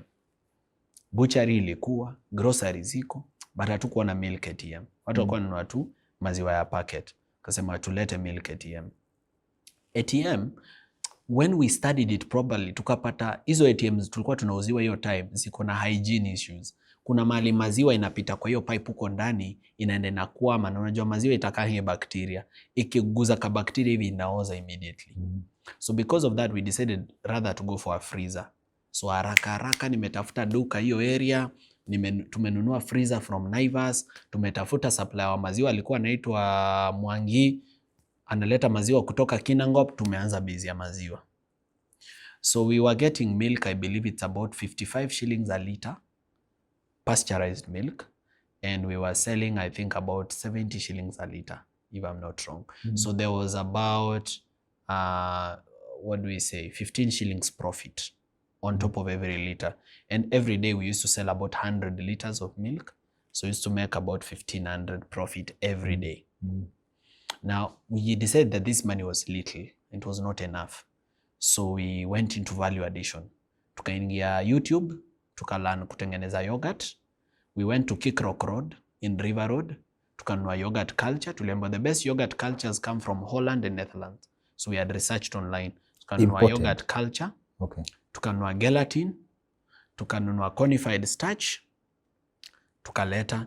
Tukafanya ile experiment. Yogurt ya kwanza blanda. Ilikuwa kama maziwa mala. But the third or fourth batch ya yogurt yenye tuliunda, it was perfect. Ilikuwa better than Delamere. We loved it ourselves. So we started now making yogurt. Like ile maziwa ikikam kuna yenye tunatoa, tunaboil, tunaunda yogurt. Now I thought I've made a step. But kumbe nimerudi nyuma. How so?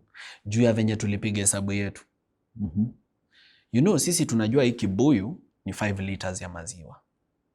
5 liters, kama unamwaga kwa glasi ya 250 ml, 250 ml zinaingia 4 ina liter. So 4 times 5, hizi vikombe ni 20. Sio? So meaning hii 5 liter ya maziwa inafai tupe vikombe 20 za yogurt. Kama tunauza hiyo yogurt in 250 ml packs. So kama inatupea vikombe 20 na cost yetu ya kuunda 5 liters ni 800 bob, then if we sell one of this at just 40 bob times 20 of them, we've made 800. If we sell at 60 bob, 20 of them, we've made 1200 bob. So since we are finishing it at 700, let's sell at 60 bob. Sindio? Si hivyo ndivyo mtu calculate pricing yake. So now we used to sell this one thing at 60 bob. And we did it for, I don't know, it's 3 or 4 or 5 months before we realized. Kumbe kuna kitu tulisahau kwa physics inaitwa viscosity. Hii kitu ikiwa mzito, haziingii 20. Ikiwa light, yes. Ikiwa mzito, no. Unaona hiyo yogurt ikiwa mzito hivyo kaa uji. Ukianza kumwaga zinaingia vikombe 12 peke yake. Nani. Zikienda sana 14. Sasa vikombe 12 ama 14 vikombe na umeuza 60 bob. Inamaanisha ni one step forward, one step backward. Yes, negatives, yes. So we realized we were always losing money, in fact not making money on that thing. So we discontinued that product. Now, the product that made us profit was maziwa mala. Because all you need to do ni ununue mala ya duka. Hii maziwa uzuri ishachemshwa na machine pasteurized. Umwage hii mala ndani, kesho itakuwa mala yote. Okay. Like zikishikana tu zinakuwa mala zote. And mala used to make good profit. Because haikuwa na viscosity mzito, ilikuwa inaingia vikombe mingi na price ilikuwa fiti. Na ilikuwa inaenda, tukiunda mala 5 liters inaenda. So we used to make more profit from 10 liters of mala than 100 liters of milk. Because of value addition. Now we went into fresh juices. One mango ya 30 bob. Unaiblend, tulinua blender ya Philips. Unaiblend tu kwa blender, unarusha kijiko moja ya sukari. Na maji ni hii tu yenye tunatoa kwa, yenye tuna refill. So tunatoa tu hapa kwa dispenser. Ukipiga hesabu, 1 liter of juice gives us up to 200 bob out of an expenditure of 50 bob or 60 bob. So it's more than 4 times profit. So we went into fresh juices and mala and milk. So now combined, these products used to give us a profit of up to around 4,000 a day. Up from 1,000. Then tukajaribu kuunda mandazi. We realized mandazi ni hasara. Because of mafuta ni mingi. Cooking oil. So we opted for chapo. Hamkuwa mnajua mahali mnaweza toa transformer? Sisi, look, from the time I started business, sijaitaka kucut shortcut. For example, sijaitaka kuendea, when I was doing alcohol business, sijaitaka kuendea pombe Kariobangi. Iko. Si iko pombe ya Kariobangi, si kuna Jameson ya Kariobangi na Jack Daniels ya Kariobangi. Na mtu analewa bado. Of course. Okay. Si wanakuundia kabisa. Na ni origin. Chemistry. Iko hadi na stamp ya KRA. na mtu hata mlevi hawezi jua the difference unless unakunywanga hiyo kitu kila siku. Sasa kama mimi unipee Heineken yenye si Heineken nitajua. But hangover ni the same, kila kitu yenyewe Of course. Lakini mtu anaitumia every day atajua, or every week atajua there is a difference in taste. Okay. Na get? So how they make you not get the taste is they serve it to you cold. So they don't just give it to you off the shelf. They make sure they serve it to you from the fridge. Tukifika kwa hiyo part ya capacity ya kutengeneza Jameson different, nitakuuliza why we can't have local brands na zi work, but carry on. Ulisema kwa itaka ku make shortcut. Sijaitaka kufanya shortcut. So even when I was selling milk, sijaiongeza maji ati ndo maziwa ikuwe mingi. Uli add value. Me, I believe, you know, well, some people are not religious, but me, I believe in God. And I believe that there is a hand of God in business. That yes, you can work half as hard as other people work and be blessed twice as other people are blessed because they are of the hand of God. So because of that, mimi sijaitaka nilale usiku nikifikiria I did something wrong ama I'm doing something wrong ama kuna venye I'm cutting a shortcut and it's not proper. Sijaitaka kufanya kitu kama hiyo. Sawa. So umeanza ku make 4,000 a day. Yes. From value addition kwa mala. So this is 4,000 a day. And in fact, milk is an everyday business, including on Sunday. Ni kitu lazima tuamke asubuhi tumalize. Sunday tutafunga kitu saa 4 juu ya church. But it's an everyday thing. Ni kitu watu wakishazoea wanajua mimi maziwa yangu naendeanga kwa so and so. Na huko ndio naendeanga. So then we learned to make the traditional milk. So tukua tunaunda maroranu ya Wakisii na morsiki ya Wakale. We learned how to do it and even mix it with charcoal, activated charcoal. So now even people from certain communities could come and find the milk that they identify with. And it becomes their base ya kukujianga hiyo kitu. In fact, they even place an order. Wanasema niko na wageni tengeneza ndoo mzima. Okay. So you get it. So even when people had guests, there's a time we used to get so much milk. So our sales ya milk pale increased to around 200 liters. So we had to have another freezer. Now what happened and destabilized us from that business is Madam was pregnant. So now she had to deliver. And she worked to the last day. Nonile sikuwa naondoka kwa biashara kwenda kudeliver. She didn't see ati alifika 7 months akakuwa hizi work tena ama 5 months hizi work tena. Aliwork hadi 9th month the last day. Alitoka kwa shop akienda kudeliver. But you see destabilization. See from there she started making her own milk. How it come on. I withdraw. Okay, so Sasa when she delivered we had increased responsibilities. Now we didn't have like a house help. Na house help si mtu unaenda kwa shop unapata. Ni kitu lazima utafutiwe mtu mwenye anajulikana vizuri ama mwenye amefanyiwa background check ndio kuja wasaidie. True.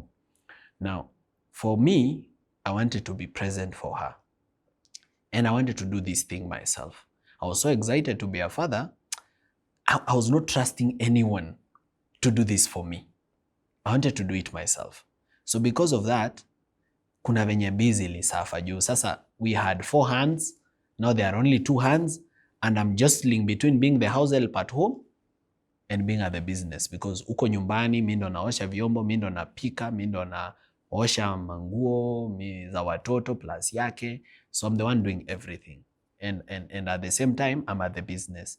So up until this moment, I'm getting the vibe here for a business to succeed, especially hapa kwa small scale. You have to do it yourself. Small scale lazima ufanye peke yako. There is no... Because when I saw I've been overwhelmed by work, I took a friend. Never employ friends, by the way. Let's say that very early. But I took a friend na nikampea kazi anisaidie. Wanabeshte yangu alikuwa na chiu mira huko kwa maziwa. Sasa unajua watu wana believe duka maziwa should be clean. They should not even have the thought that kuna kitu inaweza tampana, lakini wakisikia huu mtu umeandika hapa huwa na weed na bado anakula miraa, they start getting, some of them start getting disgusted, especially if they don't use that thing that person uses. Na maziwa venye ni sensitive. Unajua maziwa ni kitu, ukiiguza na mikono chafu imeharibika. Usipoosha chini ya makucha imeharibika.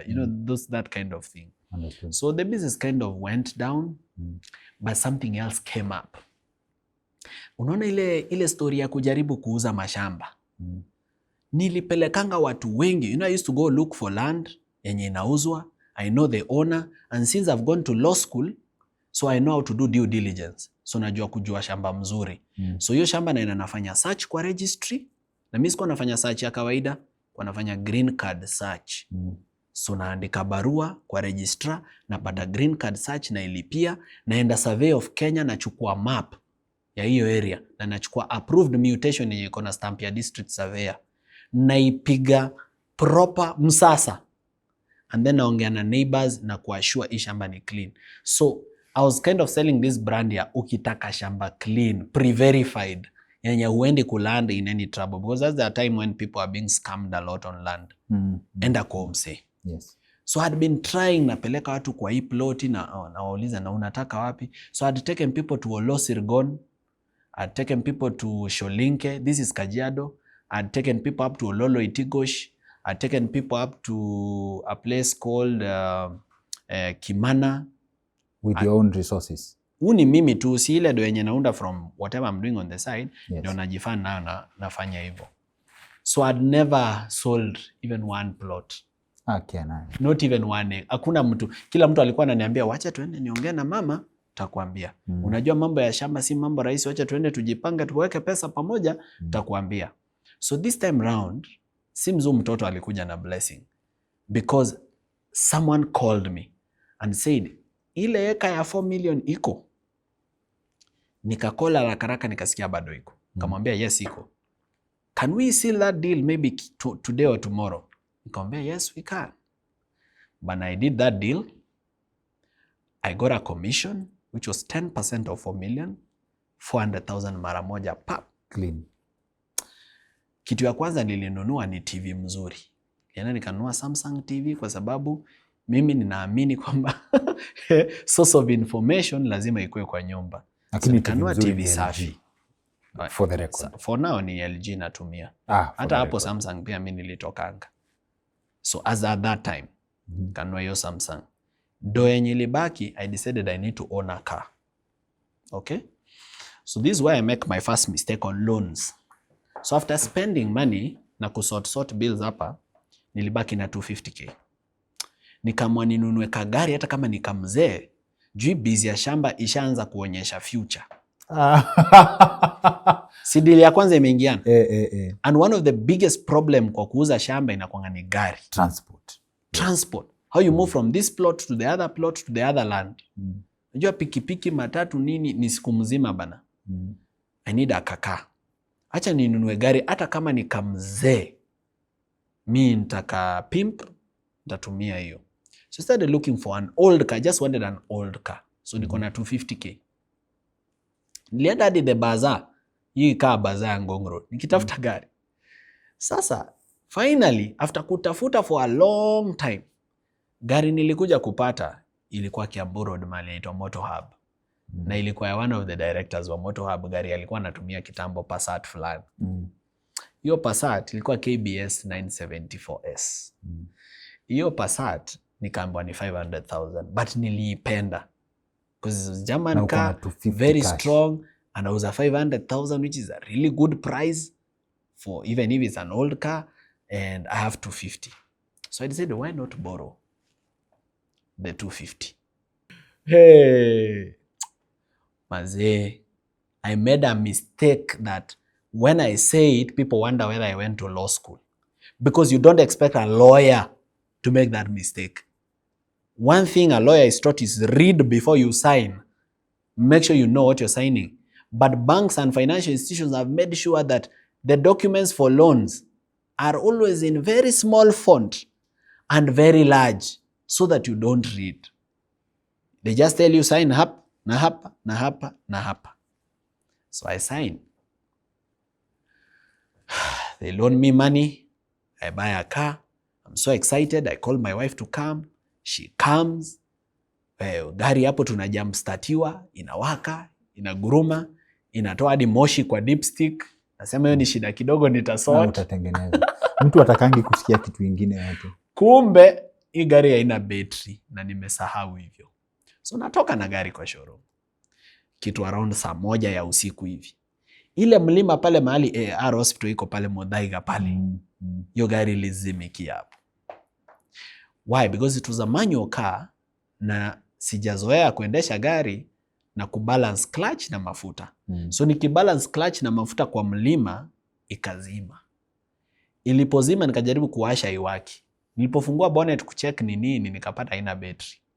Na nimetumia do yote yenye nilikuwa nayo na nimekopa ingine. Sasa ni kuanza kucall mabeshte. Now tell me how embarrassing it is to call a friend and say, hey bro, nimebuy gari lakini sina battery. Nitumie do ni buy battery. People will be like, sell the car and buy a battery then. Kwani umenunua gari bila battery aje? How did you get to that class? So, but anyway, tulidanganya. Tulisema niko na shida kidogo. Tukatumiwa, tukanunua battery. Kana hiyo gari kwa nyumba. I was so happy because it was my first car, so I didn't sleep. I kept checking it the whole night to make sure it has not been stolen. And I woke up at 6 in the morning to drive it. Yes. Just to be sure I love it. So I really enjoyed that car and made my mistake. Now the 250,000 that I borrowed my friend, the kind of interest that accumulated on it and penalties for late payment, I ended up paying like 600,000. On 250? Out of 250. Okay. Nili up kulipa almost 3 times that money. Ilikuwa 5% per month. Ile 5% was not per annum. Per annum is 60%. It was per month. Na hapo ndio nilimiss. That's where I missed. Nilisoma vitu zangu. So hii 17% ya bank ni per annum. Hii 5% ni per month. So it was 60%. And there were very serious penalties for late payment. In fact, the penalties were daily. If you are late for 1 day, ni penalty. For 2 days, ni for 3 days, ni. Alafu ina accumulate on there. So umechelewa 5 days uko like usijali. Na wale pia wakupay pressure. Wako like ni sawa tu. You pay 5 days later, you owe them 10,000 more, 15,000 shillings more. Na kuna mahali wanataka ufike, they take the car.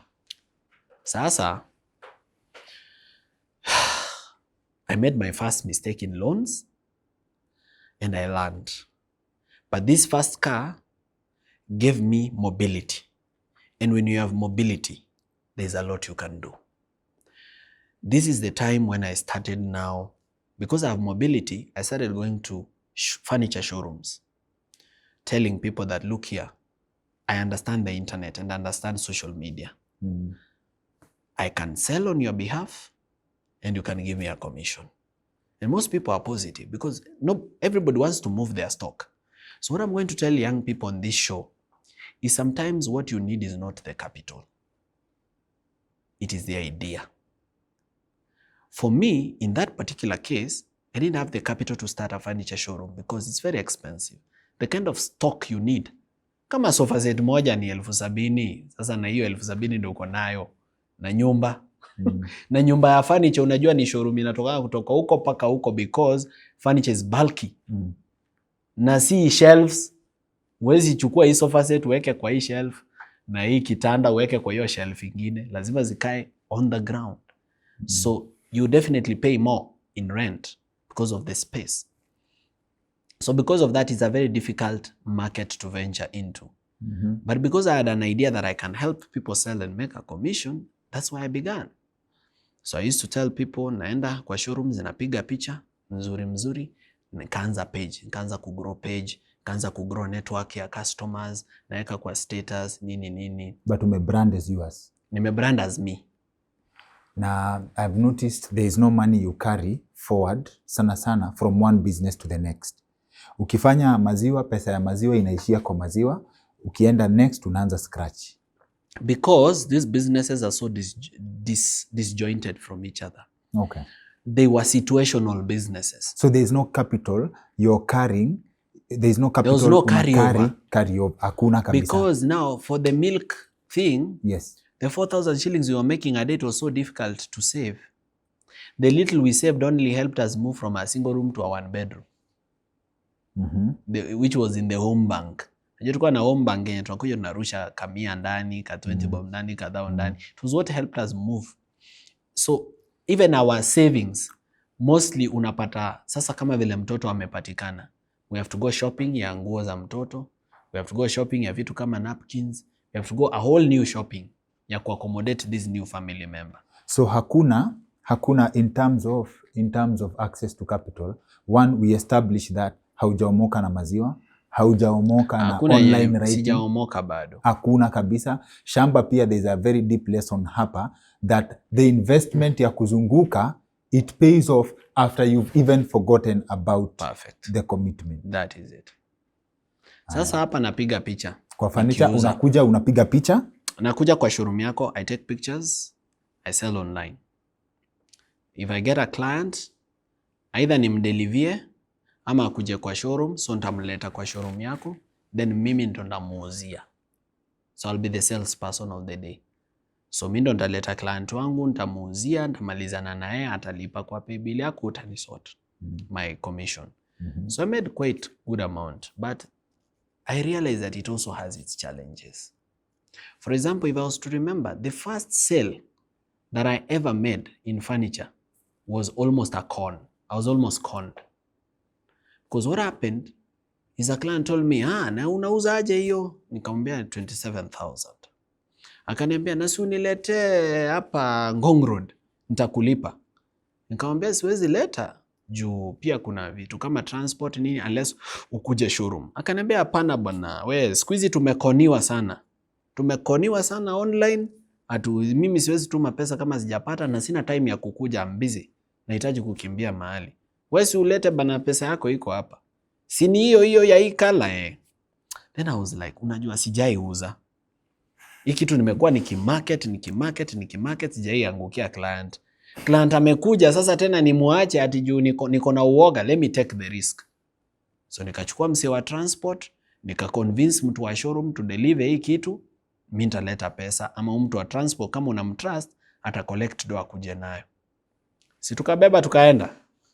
Kufika huko Ngong Road, akaniambia basi kuna ndugu yangu hapo kwa petrol station hapo, patana naye hapo awaonyeshe kwa nyumba.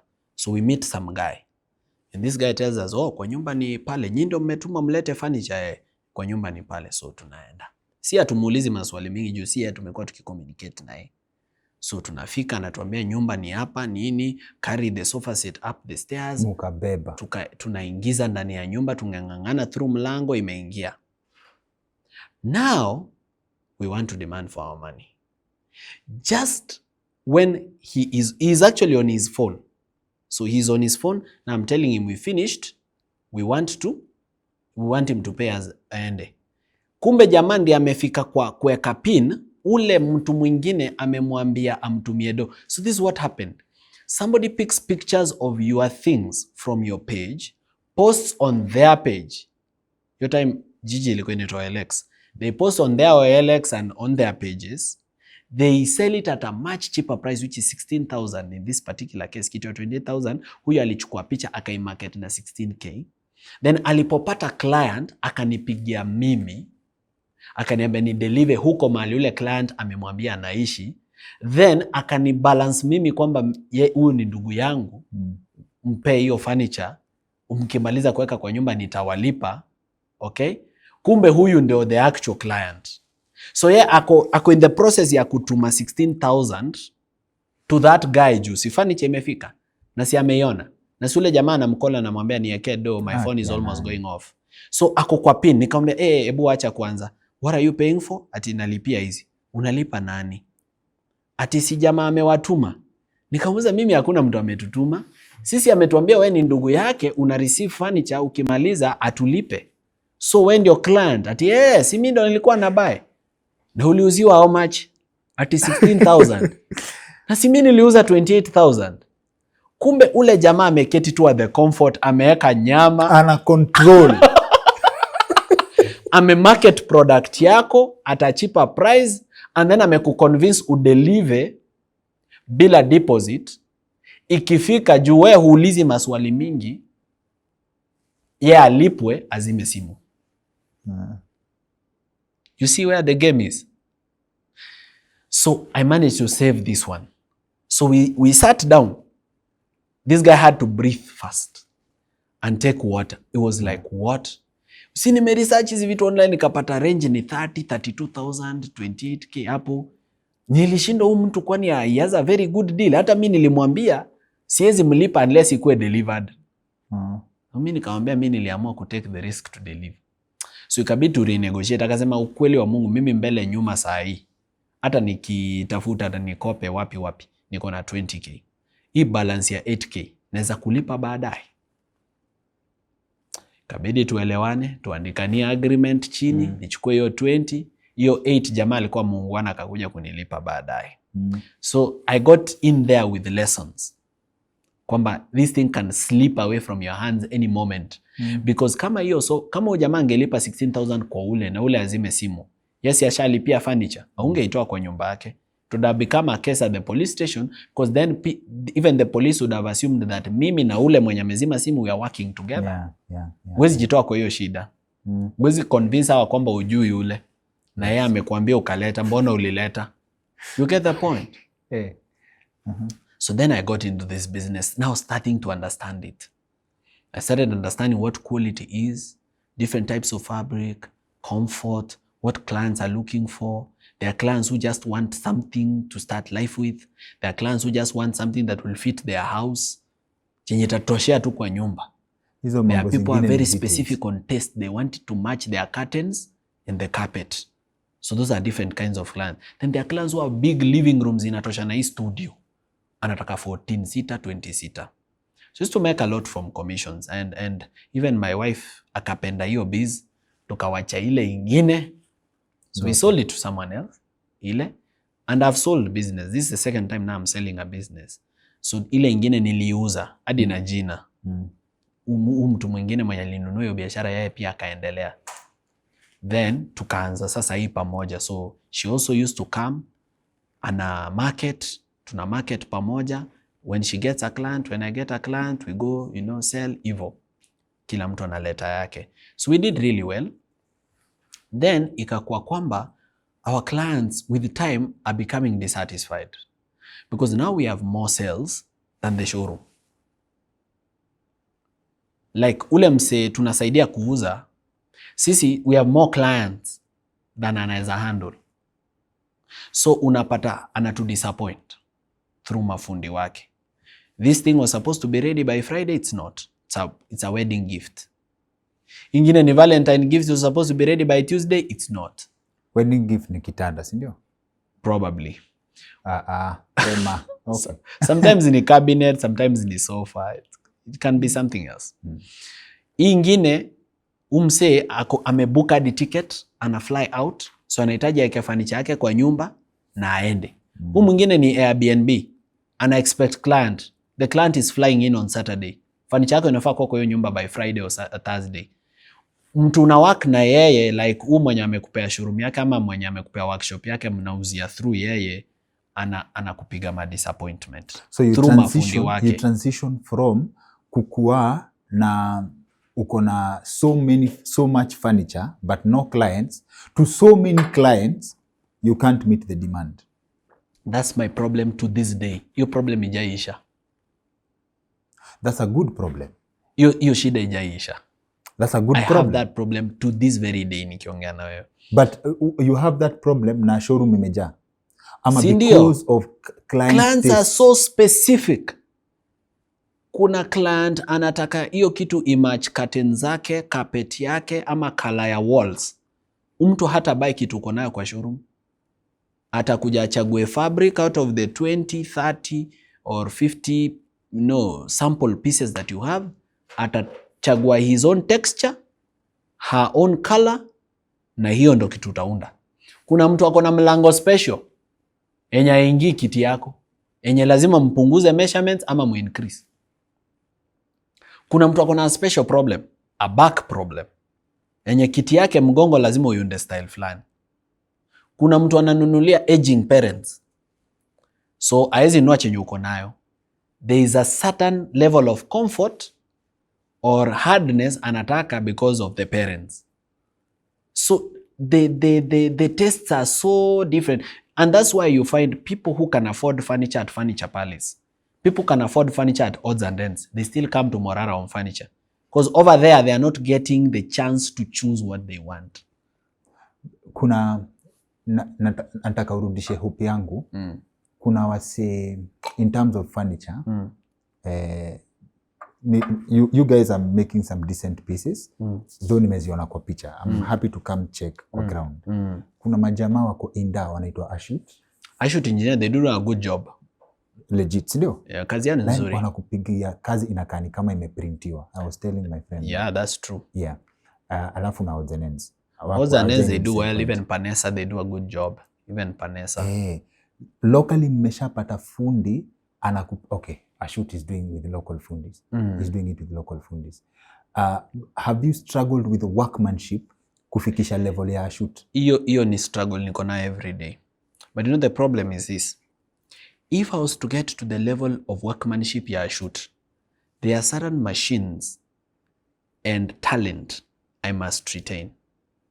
Therefore, my prices lazima zitafika kwa hizo za Ashut. Now, a cheap sofa at Ashut is probably 400, 500,000 up to 700,000. Takupea link ya dema naitwa Lina. She used to work with them. Now, the challenge then is how much of a market you are targeting. Oh, that's the other thing. The market share. Do you know that even with Ashut selling probably a set of sofa at 400, 500,000, ninawashinda sales. Nawashinda sales juu ya market yenye nina serve. Market na serve ni kubwa as compared to market set wana serve. Wana serve luxury market. Wana serve the rich. And the market they are serving has options. So many of them. They can even import what they want. So hizo nini za Ashut unazitengeneza but ni vile kuna market bado, but if you had someone make an order na anataka hiyo kitu specific, you will make it. I will do it. But now it will cost them almost as much as that. Because to get to that kind of quality, then it calls for a certain level of investment. Oh, nimekuelewa. To get to that. Nimekuelewa. So unashika. Mtu anakuuzia a set of sofa 40k, naye pia anakuuzia hivyo, juu chenye ameweka ndani ya hiyo sofa iko worth that. Seme kama mbao, labda ametumia gravelia. Na with the time, itakuja kuliwa na mchwa ikue unga. Lakini labda wewe unahitaji tu kiti ya 5 years. 5 years from now, situation yako itakuwa imechange, hata utakuwa unahitaji, itakuwa kuni. Aya, yeye kwa mgongo hapa, it's so hard, juu ameweka sisal. Okay, so amechukua makonge ameweka, ama amechukua waste ya vitambaa, ameenda huko Uhuru Market mahali kuna shonwa uniforms, amechukua hizo waste za vitambaa, amejaza gunia 3, amekuja amestaff nayo pillows, ama amestaff nayo hii back pillows so that ijae itoe shape. Ama kuna wengine they are so heartless, wanaenda braids, wanaenda kwa hizi salons busy mahali wanawake wametoanisha hizo braids zimejaa kwa floor, hizo wanakuja wanastaff. Shida hiyo ni zikishika maji they really smell. But now hiyo ya Morara nayo unainunua hata 100,000 because yeye haja kuwekea sisal, haja kuwekea hiyo makonge, amekuwekea fiber. Now kuna kitambaa inaitwa Chinese. Hata ukikashika kwa light TV you can see the other side. Hiyo kitambaa ni cheap and like 200 shillings a meter. So mtu amekundia sofa na hiyo fabric atakuuzia cheap at 30-40,000. But inaweza kaa supu sana. By the way, ukiweka hapa na uipige video uweke Instagram, it will look really nice. But the quality, how long is it going to last? Watoi wakishika tu hivi, wamegwara, wamemwaga contents chini. Hata paka ikiweka tu makucha hivi, it's done. Tell me if this is an option. Uko na problem ya inaitwaje demand iki outdo supply, right? Is working, can you have mafundi wenye wako na that same quality yenye you can do selling under the brand ya Morara? franchising or having suppliers. Having suppliers. Yeah. Now the problem we have in this market ya furniture ni iliachiwa watu hawajasoma. What does that mean? Like people who are learned do not believe this is something they should do. Unaona watu wameenda kampo wakasoma vizuri nini, so few of them can get into this market. Wao wana believe jua kali artisans, carpenters, masons and welders ni wale watu walipata madi na ma-E then basi who never made it to campus or who never finished high school, therefore hiyo kazi ni yao. So then when you get into the market, you don't find, let's say, number one, skill, the kind of skill you're looking for. You'll find talent. People can do things well. But you'll have problem with professionalism. You'll have problem with time management. You'll have problem with communication. Those are some of the very serious kind of problems that we have in this market because it has been left to those who didn't want to go too high in education. So therefore, do we say the correct statement for, as in, sisi sasa tuseme, could we change it to not that it has been left to those wenye hawajasoma, ni perception ya wenye wamesoma about the industry? It's both ways. Okay? Even those people who didn't access education so much, they believe this is their job. And those who are educated believe that this is not their job. In short, educated people believe that jua kali is not for them. They don't believe that jua kali sector is for them. Therefore, the things that you are taught at advanced levels of education, like professional ethics and responsibility, like entrepreneurship, like the basics of accounting, like proper communication, they are lacking in the industry because of that deficiency of higher education. Umeshika? Sasa nimeshika. Unajua venye mtu aliachia form 3 ama form 2 ana interact na customer ni tofauti sana. Most of these customers ni watu pia wamesoma. Wenye wanakuja kubuy. So venye wana interact na customer inakuwa ni a bit different na mtu amesoma. So hiyo ndo walete to that level of interaction inakuwa ni kazi. So communication is one of the greatest skills you need in any industry. Communication, how you talk to clients, how you communicate, how you update them on their orders, how you even take their order, how you understand it. When you're seated with them and they are explaining to you what they want, how you understand it. You know why I was nilikuuliza the story of your first million?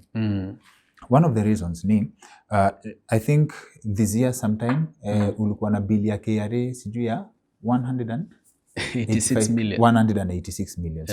So it means that this is they needed you to pay 186 million. Hiyo ni the money they are saying I didn't pay tax on. Or the money they say you didn't pay tax on. So technically they are saying 186 million imepita kwa mkono yako. Walisema okay, kuna yenye nimelipa. Alright? Na kuna yenye wananidai. Kuna yenye wanakudai. Sasa ile yenye wananidai kwa hesabu ni 186 million ndio wanadai nilipe tax on it. So comfortably tunaweza sema KRA according to their records wanasema I'll be very careful with wording here. Wanasema na nikifanya tu kienyeji mathematics Morara anaweza kuwa amecheza around 300 million imepita kwa mkono yako. And I believe this is in a period of 1 year kwa sababu taxation ni I believe si annual. Kwa sababu unajua sasa hii 186 yao wamecumulate several years but now to help you probably the best way to understand it is my revenue for the year 2024 was around 140 million.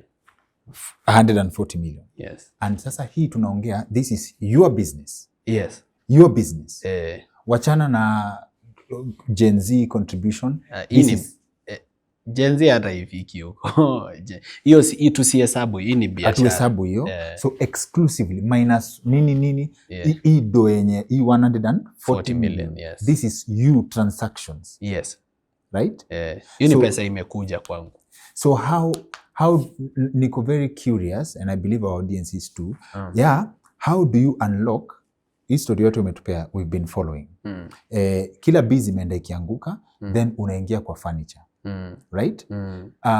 This, hey bro, we are talking dollar millionaire, legit. Yes. You understand? Yes. How do you unlock multiplication? And this is based on conversations that we've had on this platform. You cannot access a certain level of money without big money. Kuna place inafika, you need big money to reach big money. Exactly. How do you get the big money? Now, to get there, I have to finish by telling you that after having all this problem with the showrooms, we decided to manufacture furniture for ourselves. So we started making, but we didn't have a workshop. So kulikuwa na kawanja where we used to pay 250 shillings per set kuundwa. Na nilipangwa na mafundi proper. 5-seater yenye nachukua 20 meters of fabric nilikuwa nanunulishwa 30 meters. Hii 10 meters wako na place wanauza. Kitu inahitaji 4 bags of fiber nilikuwa nanunua 8 bags of fiber. But we learned. Hauna background in furniture at all. Sasa, we are learning. Okay. Both of us. Yes. So then when we decided now let's open a workshop or a showroom, we decided to go far away from where we used to help people sell. Why? Because we didn't want a conflict with the same people who helped us grow. Because as at this time, sasa tunataka kuhama Rongai, I've even bought a better car now. Like we've made a bit more money. But we decided we need to start a life elsewhere where we are not known and where we don't have a conflict with the business community hiyo area. Ati huyu labda alikuanga sales wangu akaenda akafungua pale next to me kucompete na mimi. So this is before Kenyans Morara launches himself na hiyo Vampire Diaries. Hii ni mbali uko nyuma. Okay. So now we move to Utawala. We open our first showroom. We start with our first fundi. We buy some machines from industry area. We start making. You know, at that time tulikuwa tunanunua container na glass. Nowadays we buy container na 20 liters. So we grew step by step. We began by renting our shops, by leasing them. Until when we get to a point hata owner anakuambia sasa hii shamba na umelease na umetengeneza pesa si ununue basi. We even got to a point where we are now owning the properties on which our businesses are located. Now, the one thing I need you to understand about multiplication is 2 things.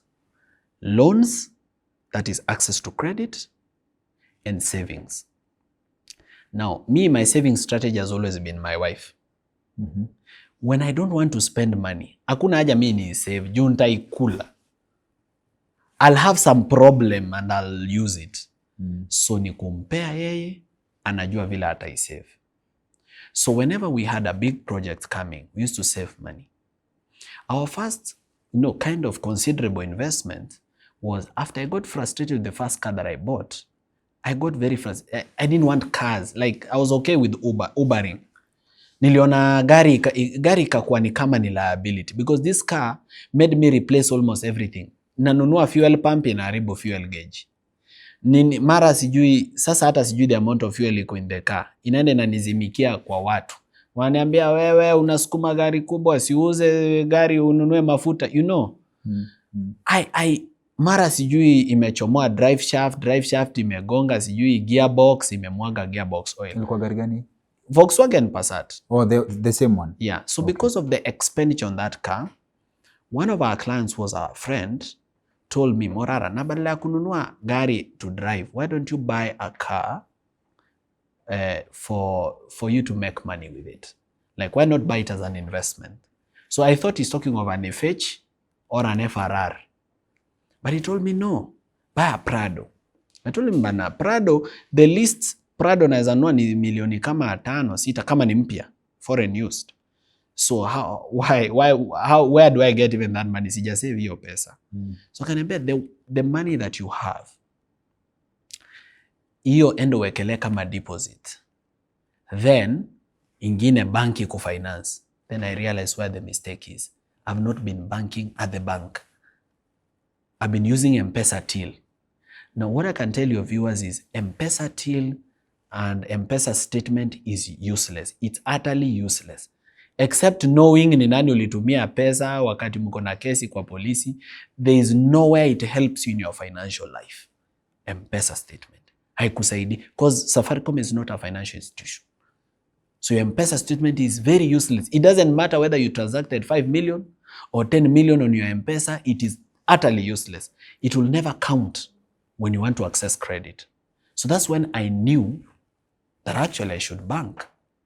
So I started banking because I was unable to buy that thing as he was giving me the idea. Because I realized a bank cannot finance me. I don't have a bank statement. So I started creating a relationship with the bank, taking all my transactions through the bank and spending from the bank. So mobile banking has been my thing. So when I banked and banked and banked for like 6-7 months, I now had a relationship with the bank. We had a savings, me and my wife had made a savings of 1.8 million. That savings, we put it as a deposit at the showroom. The bank financed us. We bought a Prado that was worth 7 million. Then we put it in the car hire business and used to make 10,000 shillings from it every day. Now, this 10,000, out of 30 days in a month, the car would manage about 24 days or 25 days. There's a very good demand for Prados. You know, people come from the US, they're in the country for a few months, they take the car for like 2 months, they pay full. Others maybe, wachana na hizi za watu kuenda kushtua in-laws weekend. We don't do that. Ama hizi za harusi za once in a while. We will do long term. Like you need the car for a week, you need the car for 10 days, you need for 30 days. So if you make 24 days times 10,000, make 240,000. Now your loan, you're paying probably an, let's say if you have a loan of up to maybe 4 years. Yeah, a term of about 4 years. 140, 160, between 140 and 160. So you take out of the 240, you take about, in this particular case, we had a longer term because it was a low mileage car. So it was about 120. So unatoa 120 kwa 240, unabaki na another 120. Unatoa 20 ya maintenance. Hata kama haijaharibu kitu. The good thing with these Land Cruisers is they never get spoiled. Hata ifanye, unless ifanye accident. But haziharibikangi, it never takes you to the garage. Inakuanga tu ni service ukisonga. Yeah. So unabaki with around 100K. This 100K, you now save it. So then we saved the 100K for another few months, topped up from what we were making from the business, bought a second car. So that's how we kept buying them, those cars, and renting them out. So the revenue keeps increasing and the accumulation of wealth. So you see, this is access to credit mixed with savings. Yeah. Okay. That's also how we got to open other branches. That's how we opened our branch in Kangundo Road. That's how we opened our branch in Eldoret Annex. That's how we ended up opening our branch in Mombasa. Now, the more the relationship you create with the bank, sometimes you get to a point you get even unsecured financing.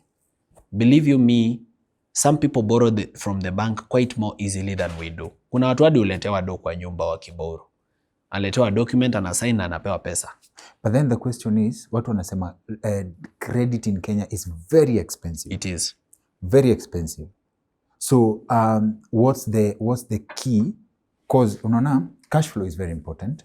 But ukiangalia return on investment, though najua my return on investment mathematics is very kienyeji. Because whichever way you do it, at the end of the year utapata there's a standard. Either ukienda juu rudi chini, there's an average that you play at, right? The interest from the banks in terms of credit is always higher.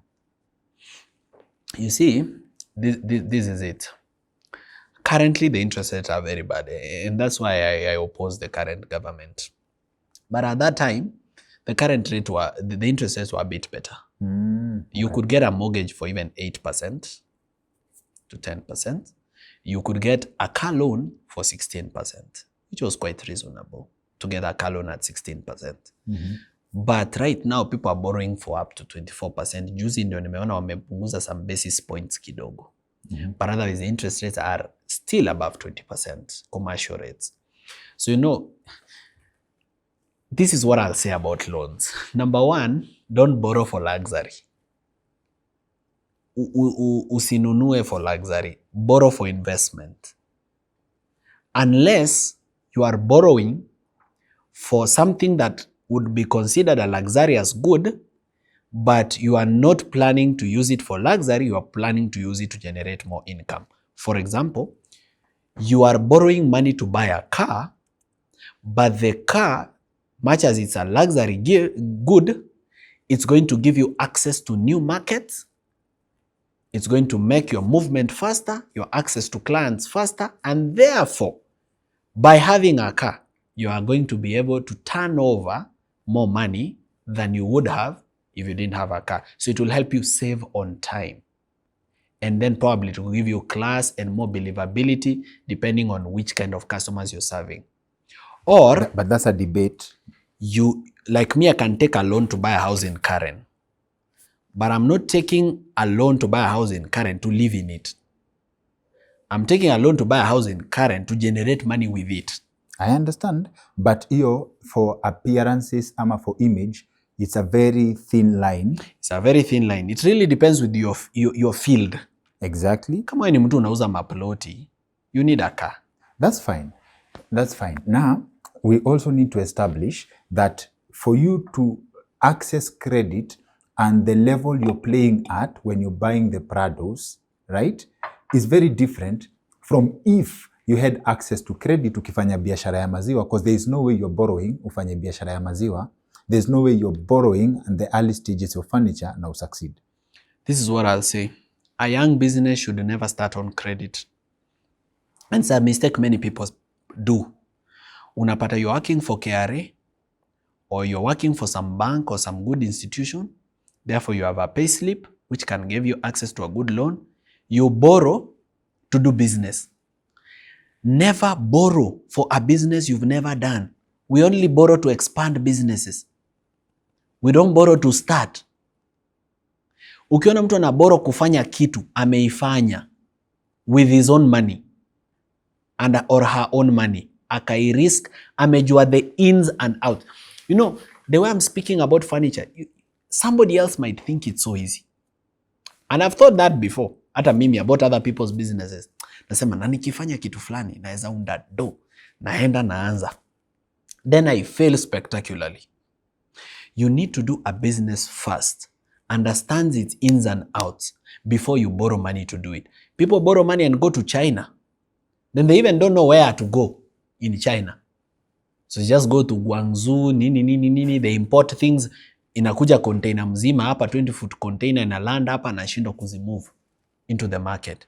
You'd rather know the sales part of it than have the product. Afadhali ukue unajua kuiuza ama ukue na market kuliko ukue nayo na una market. Don't borrow to start, borrow to expand. For example, let me give you a good example. If I wanted to manufacture cars like Elon Musk, the first thing I would do is look for a job at his company, Tesla. That's what, even as a sweeper or a tea boy, I would first want to work in that environment, understand the intrigues, the ins and outs. If I wanted, for example, to start Knight Frank, my own version of Knight Frank, the real estate company, I would first get a job there. Or I would first get into the business of trying to rent out houses to people. Or trying to manage a building. Ningeza na kumanage tu nyumba ya mtu mmoja kwanza pale Utawala. So that you understand the ins and outs of a business. And that's why life is designed like a staircase. Unaona hata wizi iko designed kama staircase. You don't wake up one day and steal 100 million. Unakumbuka wale watchman wenye waliiba pesa ya Wells Fargo? Sijui ni G4S. Si ilikuwa 9 million? One of the companies, yes. Si walishikwa? Because this is not money they are used to handling. Ningekuwa wao, ukiiba 9 million, the first thing is make it less bulky. Enda kwa waria kwanza uigeuze ikuwe dollars. Make it less bulky first so that it's portable. 2, don't go around buying things that you've never afforded before. Everybody will suspect you. So kuna information ya industry zote. So that's what I'm telling you. Ata wizi, ata corruption. People don't begin by stealing 100 million. wanaanzanga chini, then they grow it like a staircase. That's also debatable. Juu watu wanasemanga uibe pesa ukishikwa, like watu wako na different. That's not possible for sure.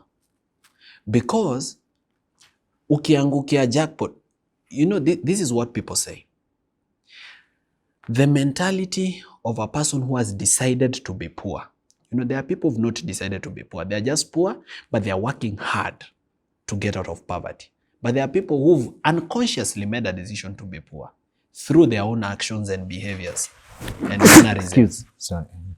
Now, there are people who've made a character that encourages poverty. If you give them 1 billion shillings today, 3 months from now, it will have gotten back to the rich man that gave it. It will circulate back to the rich. That's true. If Kenyan economy collapses today, the people who will benefit are the ones who already have money because of their mentality. Okay. When there is a new Kenya, they'll still be the richest. Because it's not about the money they have, it's about how they think. It's about how they process information. Mimi sahi ukinipea do, what I'll think about that money versus what somebody else will think about that money. Vitu mbili tofauti. So you have validated what my friend said up until this point in conversation. Tony Melo alisema in your 20s you experiment, in your 30s you start thinking investments, the difference between you kwa hii mindset ni your story starts from like the seed of how money works is planted to you in class 1, right? So by the time unapata, it's the same way mtu akiplantiwa his seed at 2022, the same period of time, like what you're basically qualifying is you grow into money. You grow into money. Yeah. It's a staircase. Agreed. Then now there's another element hapa. I can authoritatively say, don't confirm or deny, but you are solidly a dollar millionaire before the Gen Z movement. Before. Much before. Exactly. Damn. Before Studio Vampire Diaries. Okay? So now, is it important to distinguish between your money and politics money? Because you are comfortably able to finance the trips. I'm touching on politics without touching on politics. And nataka to address nini ya distinction. Like you can comfortably finance hizi vitu zote out of the goodness of your heart. But you make Kenyans involved in the projects that help them. Sindio? Let's call it that. Sindio? How important is this distinction? Now you see, there's a difference between what the company made and what I make. That's the difference. Well, I own the company. Therefore, I'm entitled to its profits. But the truth is that these profits have responsibilities. This company has needs. And some of its needs are growth. Because if it stagnates, it will be overtaken by other companies that are also ambitious and getting into the same market or working in the same market.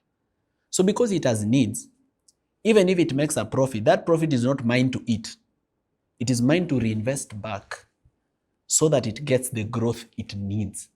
The machines it needs, the branches it needs, the expertise it needs, the softwares it needs, or even, the new designs and new talent that it needs. Okay. So what then becomes mine is very little for my own enjoyment. And the only benefit here is that I get to decide what is mine. Okay. So I get to decide how much am I going to give back to the company and how much is going to be mine. So if I decide 90% of my profit is going back to the company and only 10% is sufficient for me, then that's fine. Okay. Now for me, how do I see life? For me, I see life this way. I need to dress well in a way that I would be confident of myself and around people. I need to eat good food whenever I want it, wherever I want to eat it. And I need my kids to go to a good school. And I need to live in a good house. My internet needs to be working. My electricity needs to be paid for. I need to have fuel to go anywhere where I want. Even if I want to go to Zambia, I need to have the fuel to Zambia. Now, if those needs are taken care of by the business, I don't have extra needs. I'm not trying to own a limited edition of a gold watch in Dubai, as an example. Understood, yes. I'm not competing with myself or with my company on who can spend this money more. Mm-hmm. I believe that if I grow the company, it can make me more comfortable if I grow it. Mm-hmm.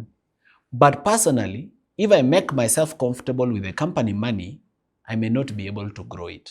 Like mimi, nikichukua hiyo pesa nijijenge, sitajenga kampuni. Lakini nikijenga kampuni inaweza nijenga. Okay. So then the larger percentage of the profit must go back to the company. Then the money that I get must pay my, what I would call the basics of my life. And that is it. And I also don't have expensive hobbies. Sina expensive hobbies. Expensive hobbies, I mean, kuna vitu zenye you don't have to do, but you do, and they cost a lot of money. One of them is shopping.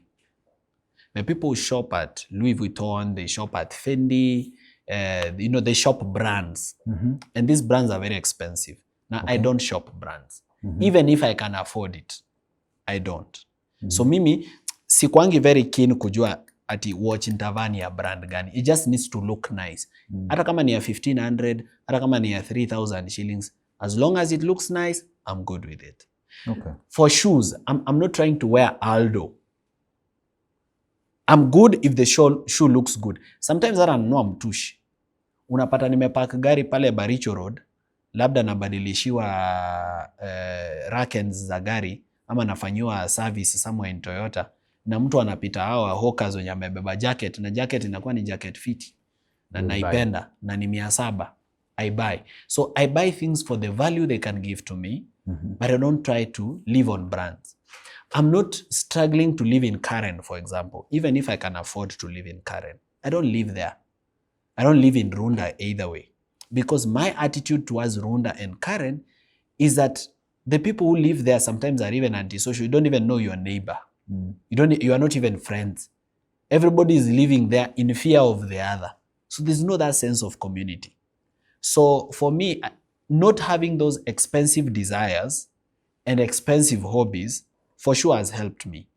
Because if I was a real traveler, traveling to Italy, going to Ibiza, going to Santorini, every time I'm in Dubai, from Dubai I'm in sijui where, I'm in the Table Mountains of South Africa, then from there I'm in Lagos in Nigeria, then I'm back to Mauritania, I go to Madagascar, I go to Panama, I go to the US, I go to see some friends in the UK, then come back. If I had that expensive taste for traveling, for luxury, for brands, then believe you me, there's nothing that will be left, because even the money that we plow back into the company would be coming to finance my lifestyle. Hata gari mimi nanunuanga juu ya vile inaweza nisaidia. You know, the other time I was really bashed for buying a V8. But this car, I bought it because of functionality. I traveled around with the Vampire Diaries with the Prado, and I saw where hikunisaidia. Yani kuna base ilifika nikafeel ni kama if I had a different kind of Land Cruiser, I would not have had this kind of problem. So everything was good. Which even without the Vampire Diaries, you could afford the V8.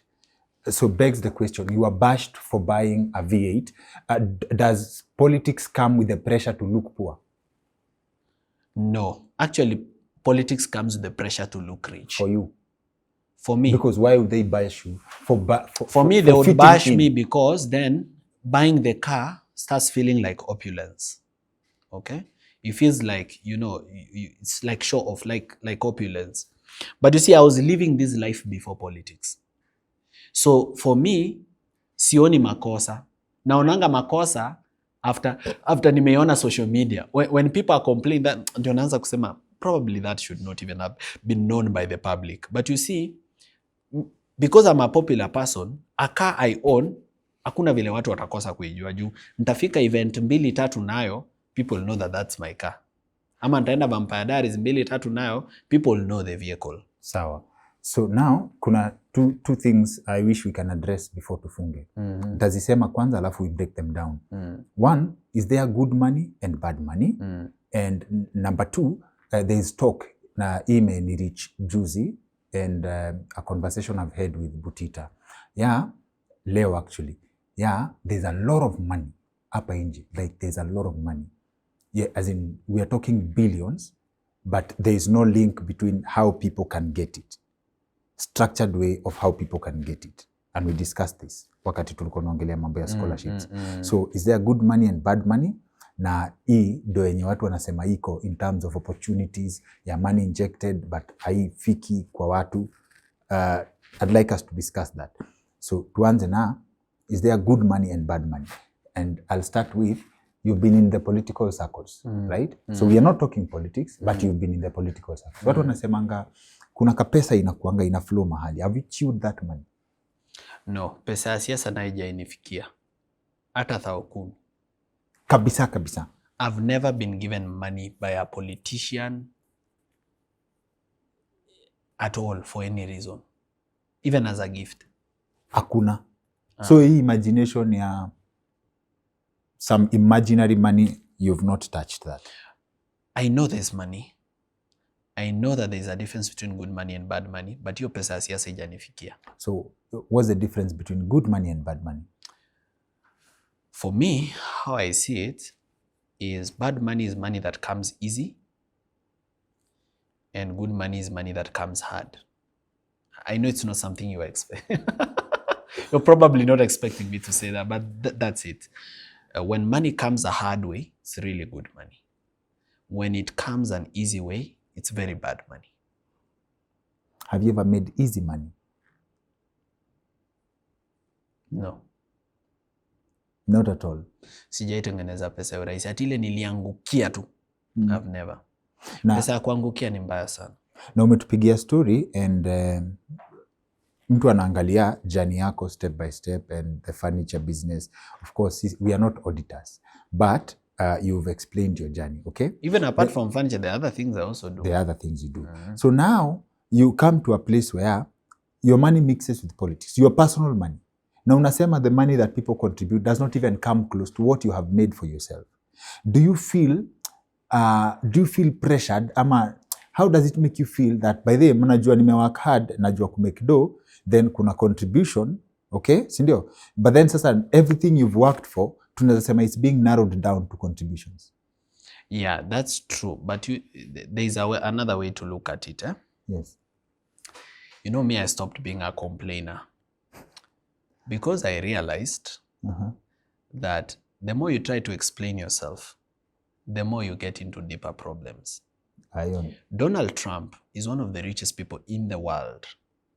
But in the recent US election, he fundraised for that election. The reason we fundraise for politics is not because we cannot afford politics. It is because politics is not in personal interest, it is in public interest. If I take my money that I've worked for and put it in politics, I expect a return because I'm wired to think like a businessman. So nikichukua do yangu na ni invest kwa siasa, hiyo ni investment na expect return. Sasa hiyo expectation ya return ndio ina lead to corruption, ndio ina lead to sellouts. Juu una expect urudishe ile do na we multiply. Okay. That is when you use your own personal money for politics. And that is why my personal opinion is that no politician should use their money for politics. Political money should come from donations and if possible from government. The same way the government funds political parties. They should set aside a kitty to fund political campaign. In the US, the NDC of the Democratic Party and of the Republican Party is given money by the federal government for campaign. Then they raise most of the money from donations. When you raise your money from the people, you are accountable to the people. Kama wasee ndo walikusponsor ukakalia kiti, wao ndo wanabaki kuwa masponsor wako na unabaki kuwa jibu. Lakini kama ni pesa yako ilikuweka kwa kiti, kama Ruto sasa hivi you sit down with him and he tells you he spent 10 billion or 20 billion to be president, na ni pesa yake, Why should he not steal? Why should he not steal to recover his money and also prepare for the next election? Why shouldn't he? Ukikaa na Sakaja saa hii, akwambia he spent 300 million to be governor Nairobi. Mshahara yake per month ni 1.5M. Ukipiga for 5 years ni 120 million. Na alispend 300M. Hii deficit atakava na nini? Na tena next time watu hawatamuelect juu ya kumpenda. This time round washaona uongozi yake na wajaipenda, so watamuelect juu ya do. He needs that money. So that is the problem with people using their money in politics. That is the challenge. And people need to start understanding this, that we need to start investing in our politics. So you don't have to invest more than you have. Kama una struggle na hauna, don't do it. But kama uko na do, inject thou mbili, tumia huu campaign, huo msee 20 bob, mtumie 30 bob, because politicians need to travel. But the politics is expensive. Hata usipopea watu tu pesa, even if you are not lining up people to give them money. Security, travel, peke yake, it runs into millions. Travel peke yake. Kama mimi, so far, travel peke yake, from September, when I started traveling for the Vampire Diaries, to today, February, I've spent more than 4 million shillings on fuel. Hii September imepita hapa juzi. Tangu September ya 2024. Paka sai. Remember, I've gone to 32 counties. It's not cheap to go to 32 counties. Ukitoka tu Nairobi, unaenda Taita Taveta County.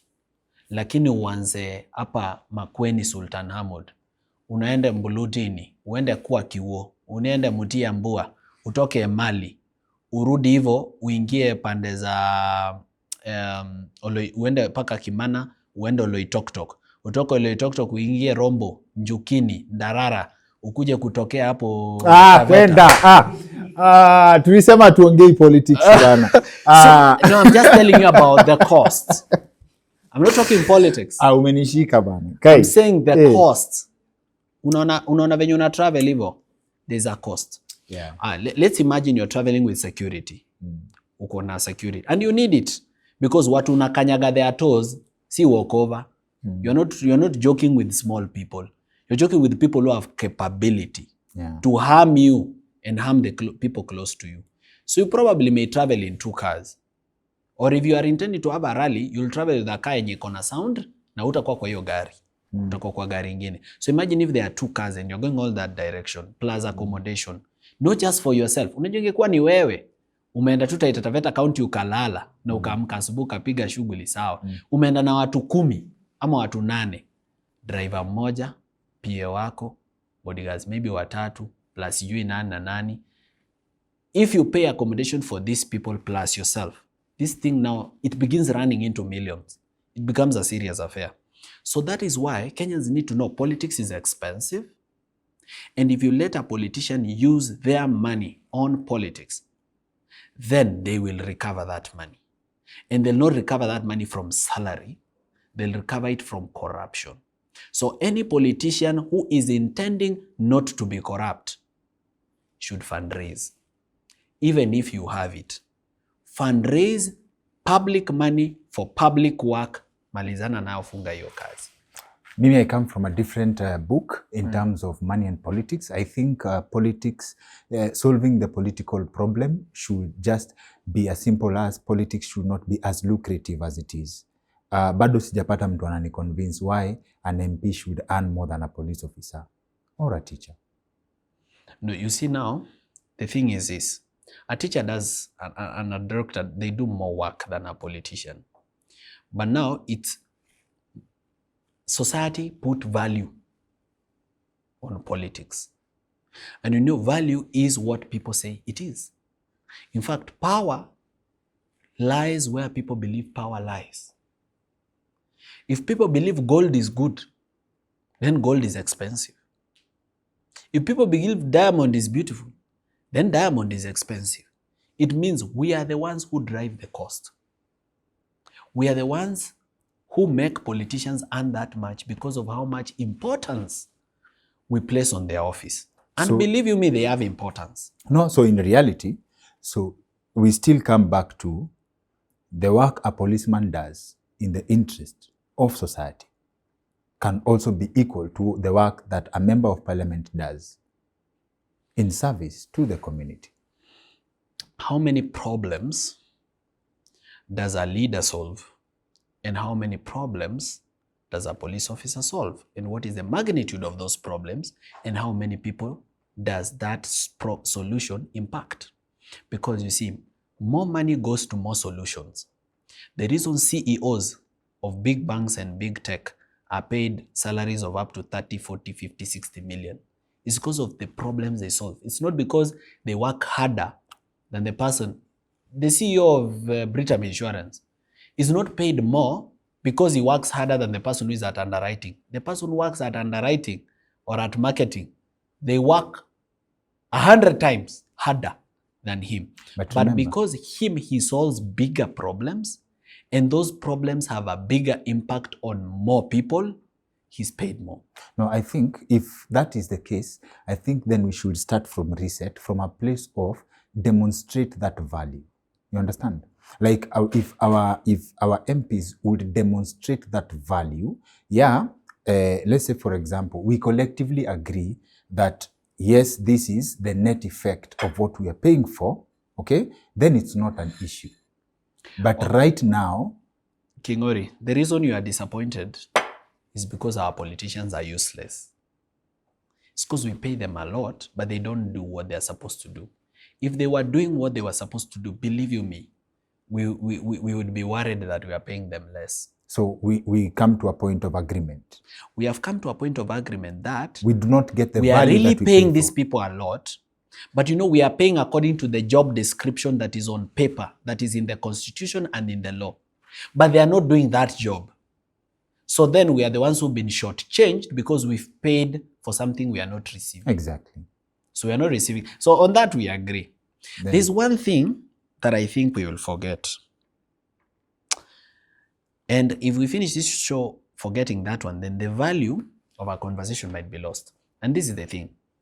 Around 2023, I don't know whether it was 2023 or 2024, I trended on social media because workers stole from me about 4-something million. I think 4.6 heading to 5 million. And I want to stress on the importance of having systems in your company or business. Now, when you are small, you are the system. Because stock yako si unaiona, si umesimama hapa, so you can see this is what you have. But as your business grows, you can't count that stock accurately. Even if you have a stock keeping kind of system, you may not be able to monitor human beings and the impact they have on your business. Now, the reason sometimes I don't blame politicians too much for mismanaging our country is because there is a culture among the people of Kenya to steal, especially from employees. They want to steal and be like you. Not all of them, some of them, or majority, quite a number. Now, if you don't set systems in your business, say, the kind of money you're going to lose, you'll wish you had a system. Because kama mimi, we were just making sofas. Machines zinaguruma, mimi nasikia tu itisha roll ya kitambaa, itisha fiber 100 bags, itisha lori ya mbao, itisha nini. Naona tu kazi, people are busy. Kazi inasonga. Hey, nini imetuishia branch flani, imetuishia. So things are moving. It's like I'm in the middle of a club with flashing lights. I don't know which light to chase. Now, I thought I had my hand or my finger on the heartbeat until when I lost that money. That's when I knew there's a lot that goes on within my business that I don't know because of lack of systems. So then I came back and now started understanding. Wase wanaelewana. Deal ya kuibia kampuni inaweza pigwa na everyone. Na kuna mtu atasema. Inaweza pigwa kuanzia manager, sales, dispatch na wote wakue line moja hadi watchman ako kwa gate na waelewane wote na share yao. So you think that, you have people you trust, nini pesa itapotea, and they still gets lost. So what I did then is I sat down with an IT guy and we said, we want this business to be managed through technology. At that time, I had 85 workers. So I have 85 workers, I have these 5 branches. This is what we do. Let's create an ERP system. which has an accounting module, a HR module, a customer management module, a procurement module, an inventory management system. So right now in my company, what we do is for something to be manufactured at the workshop, it must be bought in the system. So lazima uuze. Now for you to sell, the customer details must be put in the system. So you cannot sell, huwezi sema tu walk-in customer. Kwa system naitoa receipt. You have to put the name, the phone number, the location where it's going, umregister kama client, ndo umuuzie ndo receipt itoke. Now when they pay, it sends them an STK push, they put the pin, ndo inaingia. Ikisha ingia, it's a sale. And this system tracks our balances. Nani hajalipa balance yake? Nani alilipa deposit? Balance iko wapi? So then you're able to know who has your money and how much has not been paid to follow it up. Now, once you make a sale on the workshop side, it becomes a pending project on the factory side. So watu wa factory hawacall watu wa sales kuuliza, ni aje, ni order gani imeplaceiwa hapo? Ni customer mgani ameplace sofa set ya grey tuanze kuunda? No. On their end, they can see the pending projects based on what was sold. This pending project inakuja na kila kitu, hadi description, hadi conversation na client, hadi picture. Kama alisema ifanane hii wall, tunapiga hiyo wall picture. We put it up there. And I invested in good devices. I made sure that wale watu wana hold hizo positions kama za sale, they have iPhones. Kitu yenye uwezi sema tumepiga picha green ikatoka blue. Inatoka hivyo vile umeipiga. Now once it becomes a pending project in the factory, we have now a task management system. We allocate tasks kwa fundi. So kila fundi amefunguliwa account.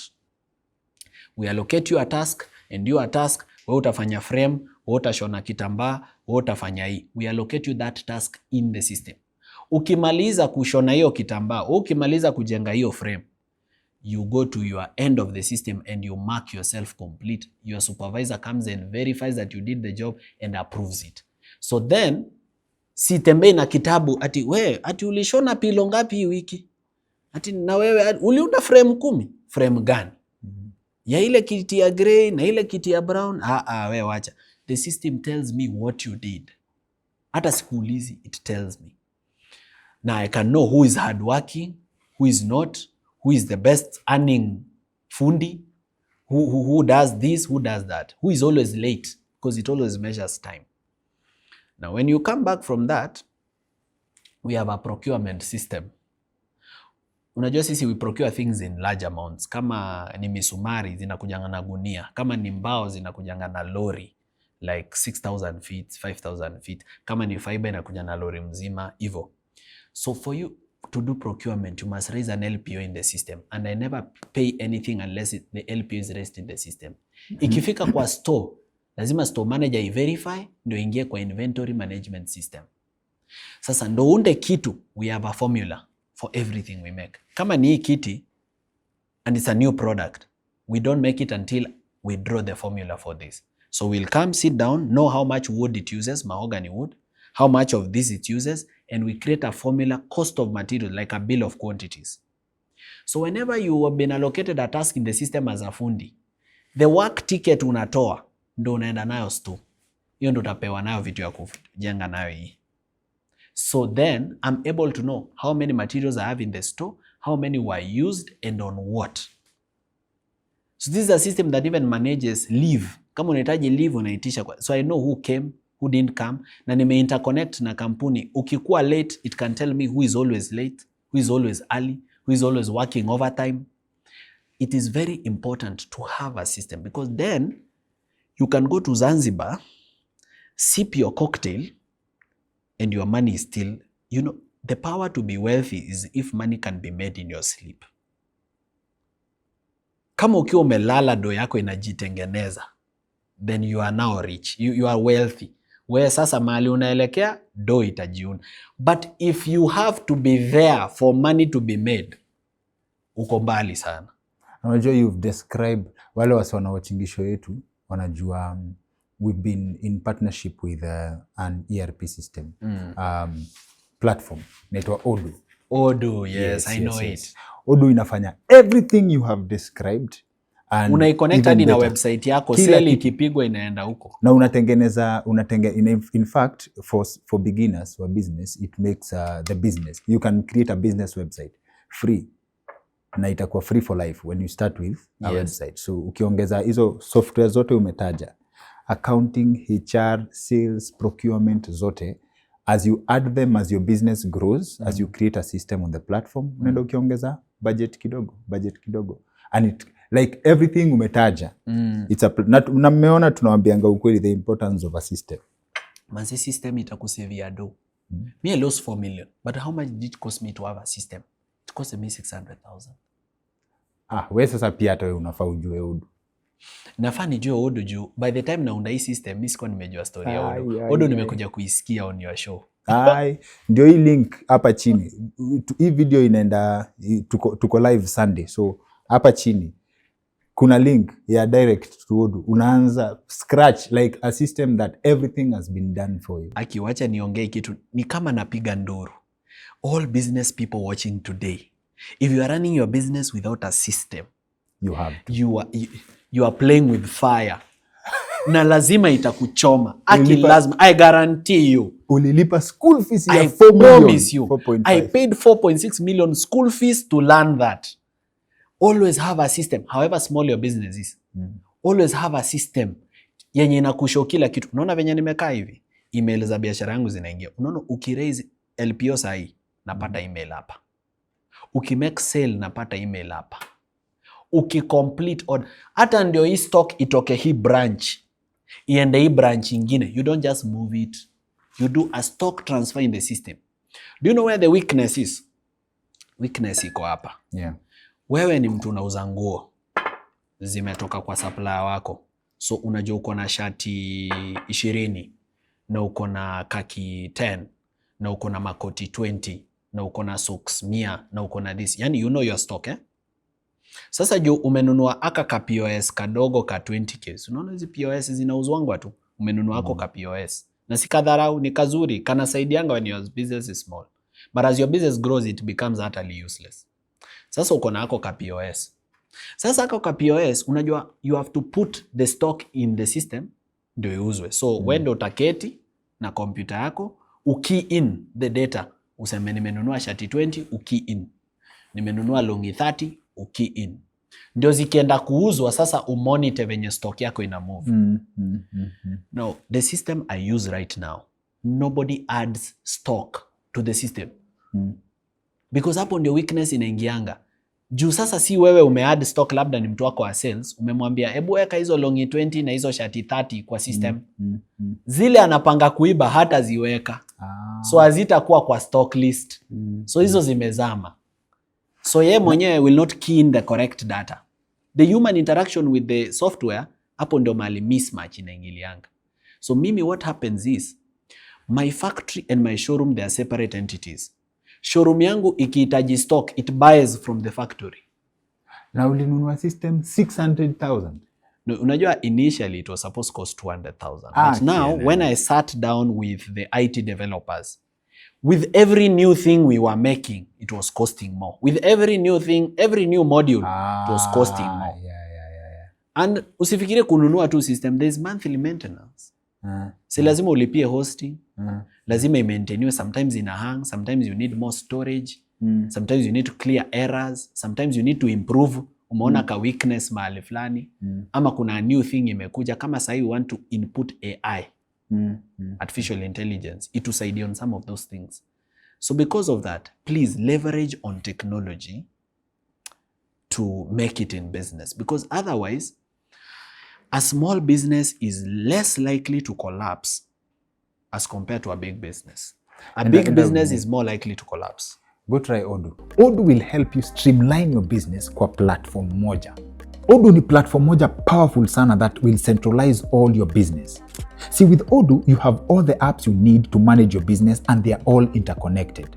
As in, on Odoo, your inventory management fills in the details on the inventory app that automatically communicates with your sales and accounting apps with correct details. Na ina happen real time, by the way. Ikiingizwa imeingia kwa hizo apps zingine zote. Now, this is alongside everything else from HR, purchases, CRM and so much more at a very affordable price. Hata hizo ma AI unasema iko hapo. In fact, I believe you have a website ya Morara nini, si ndio? But sasa even for beginners unaweza anza na website, it's free for life. Plus hosting and support na free domain name for the first year, but the first application hata kama ni sales tachukua ni free for life. So when it comes to hata hizo vitu zingine unaweza taka ku-add ziko hapo. When you writing seme kama description ya product na unataka like kama writer's block, sometimes you don't even know what to add on your website description, you have AI ya kukusaidia kutengeneza hizo statements and stuff, na ni very simple actually. Check it out, tumewekea link hapa kwa description. Asi nilikwambia difference ya good money na bad money.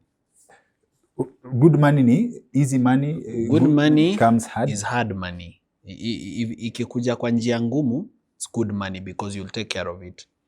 Bad money inakuja rahisi. Okay? And bad, you know, people should not think bad, I mean evil. People may be expecting me to talk about evil money. Money gotten through corruption, money gotten through theft. That is still bad money because it's easy money. Okay? But now me, I'm making it wider.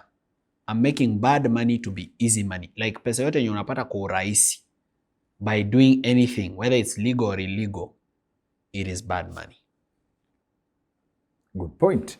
So opportunities. Unajua sahi, kuna mtu anawatch anasema, I've never had a chance. Like industry ya online writing imeisha. You've been part of a process which we cannot escape. For parents, teach your children money at the youngest age. Like do that.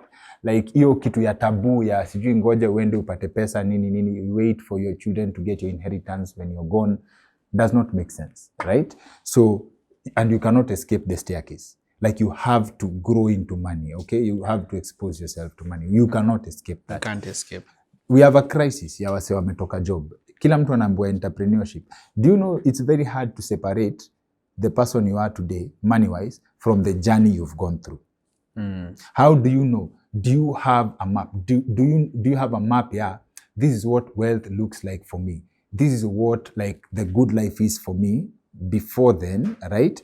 And what is the likely pattern you see to shorten the journey? Not to escape the staircase, but the unnecessary suffering umepitia, ndio msee apate njia ya ku-access capital. What do opportunities look like? Sai. I'm not sure I've understood the question. Just come back again. Umepitia process to be where you are today. Sasa tuko na crisis ya wase wametoka shule na kila mtu anasema entrepreneurship, start a business ni nini? It's not easy, right? Not everybody can be a businessman. And we are not promising easy, right? So okay, ebu ongelesha mtu sahi ana job. Mtu hana job. Yes. What I can tell them is this. When you don't have a job, make sure you have a job. How? Work for free. If you cannot be paid to work. You know, when you don't have a job, it means you hujapata job yenye utalipwa kufanya kazi. So the best way then to go about it is begin by working for no pay. You see, there are times you volunteer to do certain things, not for the money, but for the experience. There are places that if you worked, the kind of experience you live with in itself is money. It is a skill that will feed you for life. Kweli uongo? True. Now, our young people who are squeezy, most of them don't want to volunteer. But you see, volunteering is like, ni kama bait. Ni kama bait umewekea employer. Because hakuna employer hatakangi cheap labor. Anybody anataka intern mwenye alipi. Unaona? Because it's extra labor, extra skill, but it's not costing you money. But what they forget is that this person is learning. And that knowledge will be something. Okay? So sometimes it's also good to volunteer so that you get your step into the door. All right? For example, somebody can volunteer I have somebody who currently works for me now, is employed, but began as a volunteer PA. Alikuwa PA wangu volunteer. Anaamka kila siku, anavaa suti, anakuja ana handle diary, anafanya kila kitu, ni volunteer and I'm not paying him. Ni vile sometimes sasa nafika na kuwa guilty. Nasema wewe shika, hii ni fair. Uko na birthday, shika enda ununue keki. Mpaka ikafika mahali nikasema I've trusted you. Now, hebu ingia kwa kampuni unishikie kitu fulani. Handle for me this particular issue. But angekuja akwambie nisaidie na job ya PA. But angekuja aniombe job, singekuwa na job ya kumpa. But juu nimekaa naye nikamtrust, nishajua ability zake. So kama niko na weakness mahali where I need help, yeye ndio na pick juu let me tell you, one of the biggest problems ni trust. Si ati tunakatanga kupea watu kazi. Ni kabla ni kuamini unihandolie kitu. Bana, it takes a journey. We have to walk together. Lazima nikujue, nijue values zako, nijue what drives you, what you are seeking, what you hope to achieve. Na mimi I'm not scared of ambitious people because I'm ambitious myself. But nataka kujua, yes, you are ambitious, but what are you willing to do in your ambition? Can you kill for ambition, for example? Can you burn down a building for ambition? Unaweza date mumama for ambition ya kutoka block. Unaweza uza madre, unaweza uza heroin na Cosmo ili utoke block. I need to know how far are you willing to go with this ambition of yours. Uko willing kukua stripper kwa strip club? That's the person you want. Ndo uomoke. So nataka kujua the kind of ambition. That's the person I don't want. How someone manages their greed. Their greed and ambition. Like, yes, you want to drive a big car, you want to own a house someday, you want this, but what are you willing to do for it? Yeah, if you're willing to do anything, you are not my kind of guy. Because me, I'm the kind of person who doesn't do anything for money. Mimi sahi, siwezi ingia OnlyFans. Na sina shida na wenye wako OnlyFans. Wenye wako huko ni sawa tu, pigeni shughuli yenu safi. But kwa wale wanauza nudes, kwa wale wanauza nudes, maboys wako. Aya. Okay. Syllabus maboys wako OnlyFans. Okay. Lakini mimi siwezi uza nudes zangu OnlyFans hadi juu nimesota. Siwezi uza cocaine. Na si ati sijui watu wanauza cocaine. Labda hata kwa sakoli yangu ya mabeshti naweza kuwa ninajua drug dealer. Ni vile siwezi kuwa the one ya kumrat out to the government ati unajua anakuanga drug dealer. Ashikwe tu na askari vile atashikwa siku yake ikifika. Lakini mimi I cannot do that for money. Siwezi con watu for money. Siwezi uza kitu ya exist ati unaona hapa hii shamba na labda nauzia shamba ya serikali ama nauzia shamba iko na kesi. Huyu ananiwekea deposit ya 2 million, 3 million, 4 million, 5 million, nachukua hiyo pesa, nashikwa labda na polisi, nalipa cash bill ya 50,000, na pay DCI 300,000, na baki na milioni 7 na songa na life. Unaona, I can't do that for money. Siwezi kuwa mganga for money. Siwezi kuwa fake pastor. I can't do miracles for money mimi. Ukiwahi niona Dr. Kingori one day nikikuwa pastor and it's possible I can preach someday, believe you me, it will not be for the money. Siwezi preach for tithe. Ati ndio nikuuzie anointing oil 10k. Ama ndio ni kuambie God always says yes when I know very well that sometimes God says no. Na mimi niko hapo nashinda nikikwambia God says yes to everything you pray for. It's not true. There are things I, Morara, have prayed for and God said no. And I understood and I accepted the decision of my king and my father that he has said no on this one.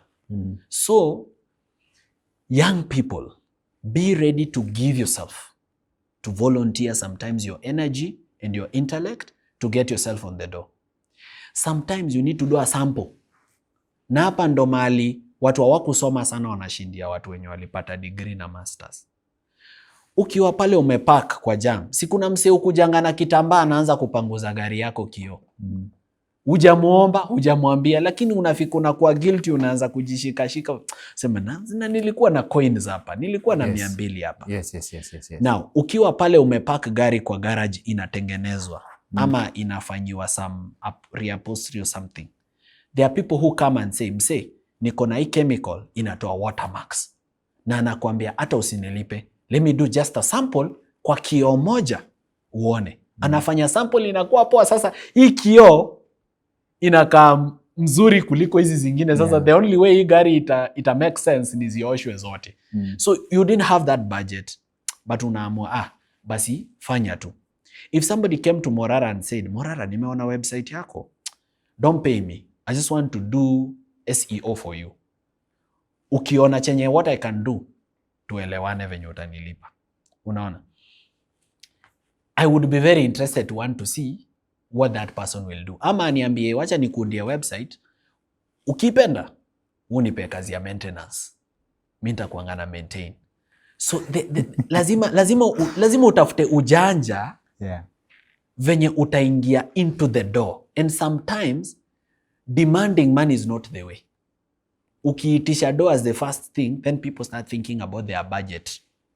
Did I have this in the budget? No. Do I want to spend this? Wacha kwanza nitaongea na mama. Ukisikia mtu amesema nitaongea na mama, ama mama amesema wacha nitaongea na mzee, alafu tutakwambia, hiyo convince. And if you've not convinced somebody in the first 1 minute or 2 minutes, the chances that you'll actually convince them is much lower.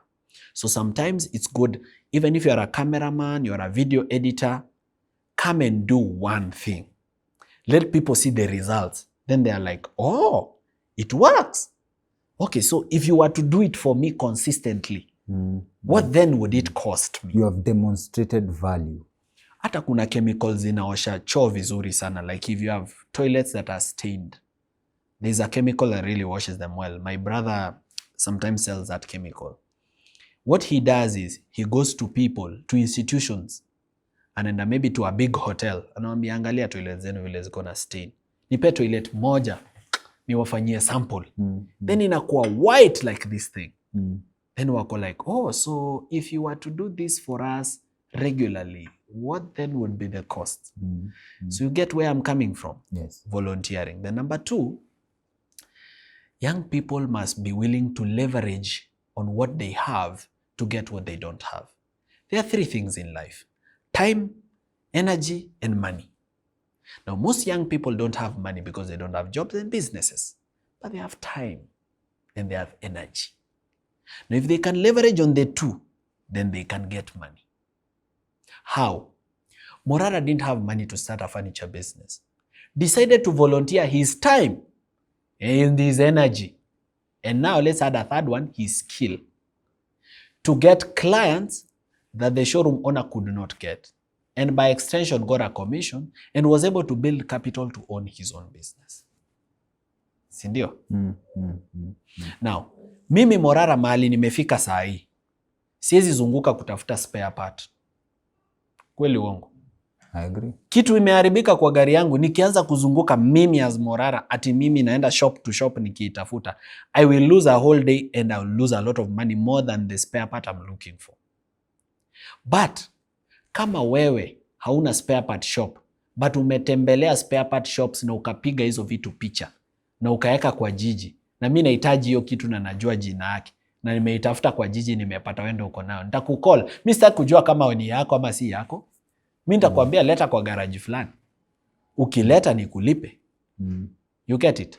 Na wewe utaenda kwa msee wa nini spares, utamwambia cheki hii chuma kuna mtu anahitaji afunge kwa gari yake na nimepata client, nipe rider wako mtu naamini, tuende tupewe do, arudi na pesa yako. Then you make your clean money. So you have to leverage on your energy and time. And agriculture is another very forgotten field. Unajua agriculture iko na pesa kwa hii country na sijui mbona watu waoni. Why do you think Ruto is a farmer? People need to ask themselves why Ruto is a farmer. Or why every popular person you know, whenever the media is visiting them, one of the things they show you is their cows. Okay, there are people who do this as a hobby. But yes, believe you me, this is a business. Nikiendanga Vampire Diaries, I get to see very many opportunities. I was in not Taita Taveta, but Kwale. I was in Kwale. The cost of an orange, matunda hii tunanua 10 bob Nairobi, ni half, ni sumuni. bob unapewa matunda 2. Soko ikiwa mzuri, matunda 1 bob. Orange, passion ni 1 bob. Do you know what would happen if you were to get a whole lorry of those things to a fruit factory here in Nairobi? Or if you yourself, you are to get a small machine that can press out fresh juices and get what you can get and create those juices. There's a lot that you can do, sio? Aya, nimeenda places kama Molo and I saw cost ya viazi. How much money, Njoro, how much viazi cost versus how much they cost here in Nairobi. Now, if you were just to get out of your comfort zone kidogo, where hauko busy kama Morara, so then you have time and you have energy, unahitaji tu fare. Tafuta fare, enda paka Njoro, fika Njoro, uliza bei ya viazi, ingia kwa mashamba huko ndani, uliza bei ya viazi. Ukisikia bei ya viazi huko na usikie bei ya viazi huku, panda gari rudi, kuja ongelesha watu wako na base za chipo kama 5, 6, 7 hivi. Waulize, nikiwaletea gunia ya viazi na bei fulani, mnaweza buy? Waseme leta tuone, nitanunua. Endea viazi kwa za kwanza 10 ama 20, ama gunia 20 ama 10. If you don't have the capital, now this is where your connections come in. This is where you talk to your uncle, this is where you talk to your mom, akuombe pesa ya chama. This is where it comes in. This is where you are find the market first. You find the source first. You find the market both in terms of the source and the market in terms of people willing to buy. Connect the market to the source. It will help you a long way. There are people who have things that they don't know what to do with. Ukweli yake kabisa. Kuna watu wako na vitu na hawajui kitu ya kufanyia. For example, kuna watu wako na mashamba zimeguza lami. But hizo mashamba, people just drive past. Nobody knows them, that they are the owner of those properties. Okay? So nobody has ever asked them. So if you go around trying to find out nani anakuanga mwenye hii shamba, and through you are asking, you are referred to that neighbor and that neighbor and that neighbor, and finally you know the owner. Na unamuuliza, nikikuletea client alisi shamba weke maybe kao shamba nini, utanipea first month rent? Anasema tafuta. Na unatafuta mtu analipa 100,000 ama 70,000 kwa hii 50 by 100 imeguza lami, anakuja anaweka car first month rent ni yako 50k. You are not the same person again. You are different. Leverage on time and energy on the things that you can do that other people cannot do because they lack the time or they lack the skill or the energy. Kama sahi AI imekuja. Most companies don't understand what AI is, and they don't understand how powerful it is or what it can do to their business. Fika huko msee, muonyeshe what AI can do to their business and at what speed. Waone. Then tell them you can do it for them. See how they react. So these are things that people must begin thinking about. Okay? So you may not have the money to set up an Airbnb, but you are very active on social media. Create a page that sells Airbnbs. Look for people with Airbnbs. Mimi Morara niko na Airbnb Nyali na niko na ingine Diani, but sinanga time ya kumarket. Watu ni marketia, wao wenyewe hawana Airbnbs. Lakini for every client anaingia hapo, they have a share. For every day analala hapo, they have money. And the houses are always full. You get the point? There is a time with your law degree, with your engineering degree, you will choose to be a driver to someone, to be a gardener to someone, just to get to understand their circle of life, how they think, and how things around them work. My role model, who recently has quite disappointed me, so I don't know whether he should continue to be my role model or not, but at least he mentored me in business. He's called Narendra Raval Guru.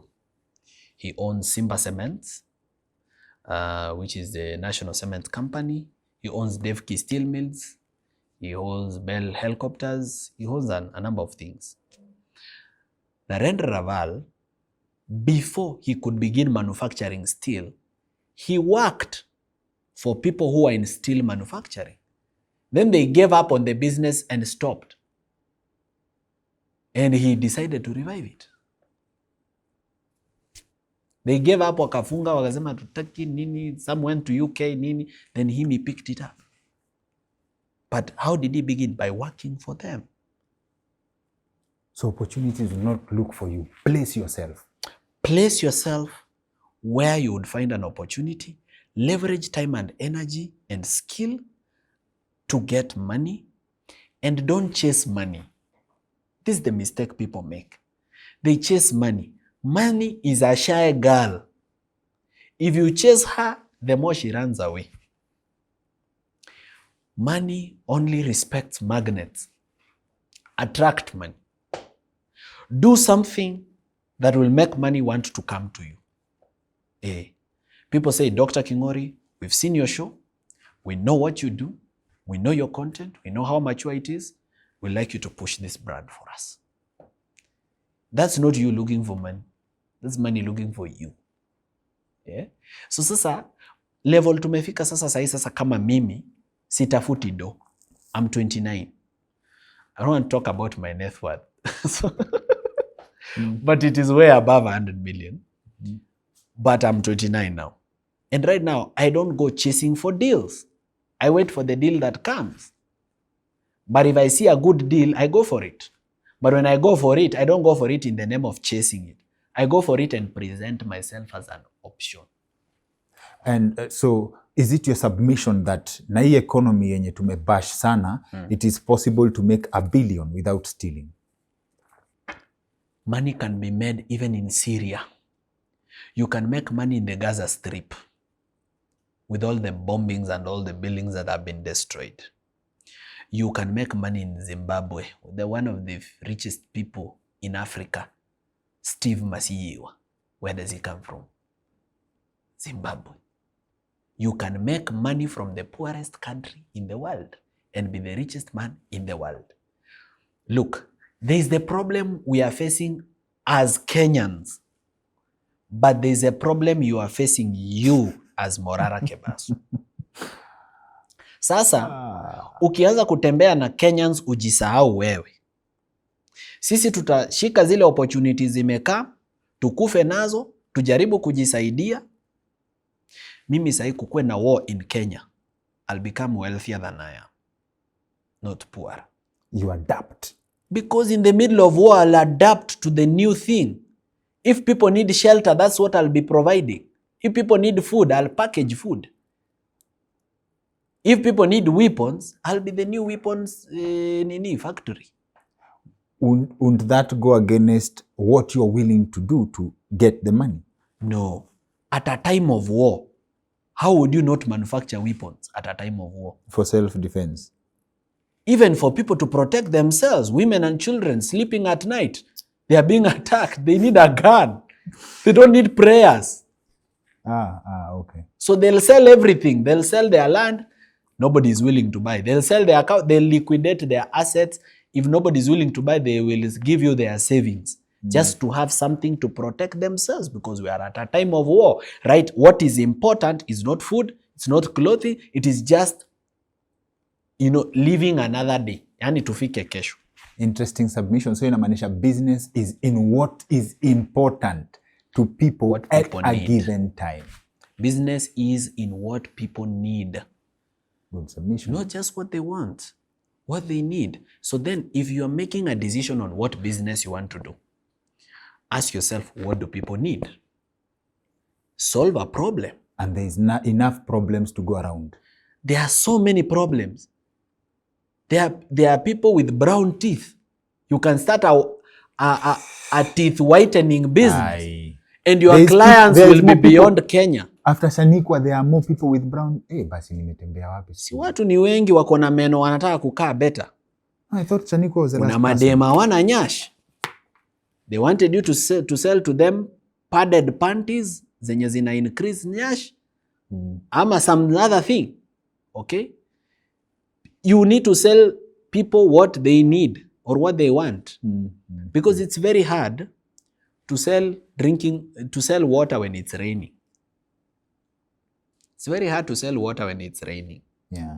For sure. Yeah, and by the 100%. But if you identify a gap, and a gap doesn't have to be a physical gap. You know how you identify a business? You can either deal with the physical or environmental. You can either look around you, hii estate unaishi, nini hakuna. Okay. What is it that people go very far to look for? You bring it. And that's a business. Okay. But at the same time, you can look around not your physical environment, but your social environment. You can look around your friends. You can look around social media, your followers. What is it that you see that they never get? If it's drama, provide them with drama. If what people are suffering from is boredom, look for a camera, entertain them. Sawa. 100%. Kuna program tunaanzisha actually. Nobody owns the idea. Like kuna kitu nimembo inaitwa information asymmetry. Can you imagine tumeongea for 3 hours and I feel like we are just getting started. So kuna vitu sitakuuliza deliberately. I'll avoid deliberately because I know we'll get into it and I really hope we can get another opportunity just in case. Kama uko na swali unafila tujauliza Morara, please feel free to drop it. You can always do a part 2. Exactly. And sincerely, mimi si auditor, but with maybe I'm a poor judge of character, but with the business conversations to may have, I believe you. As in on this platform, and I believe you because your mindset comes through legit. But there's a gap niko nayo kwa kichwa from your story in primary school. You're faced with survival, right? Yenye mnaweza uza spoon ya sukari. Shuge. 30 bob, si ndio? Spoon ya shuge. Ilikuwa 20 bob. So mkiuza hii spoon ya shuge this much, pia there's an element you can't avoid in business, ya exploitation. No, the thing is, if you have an opportunity to up the price, up your price. Because a windfall is not going to be there every day. During COVID, I made a lot of money.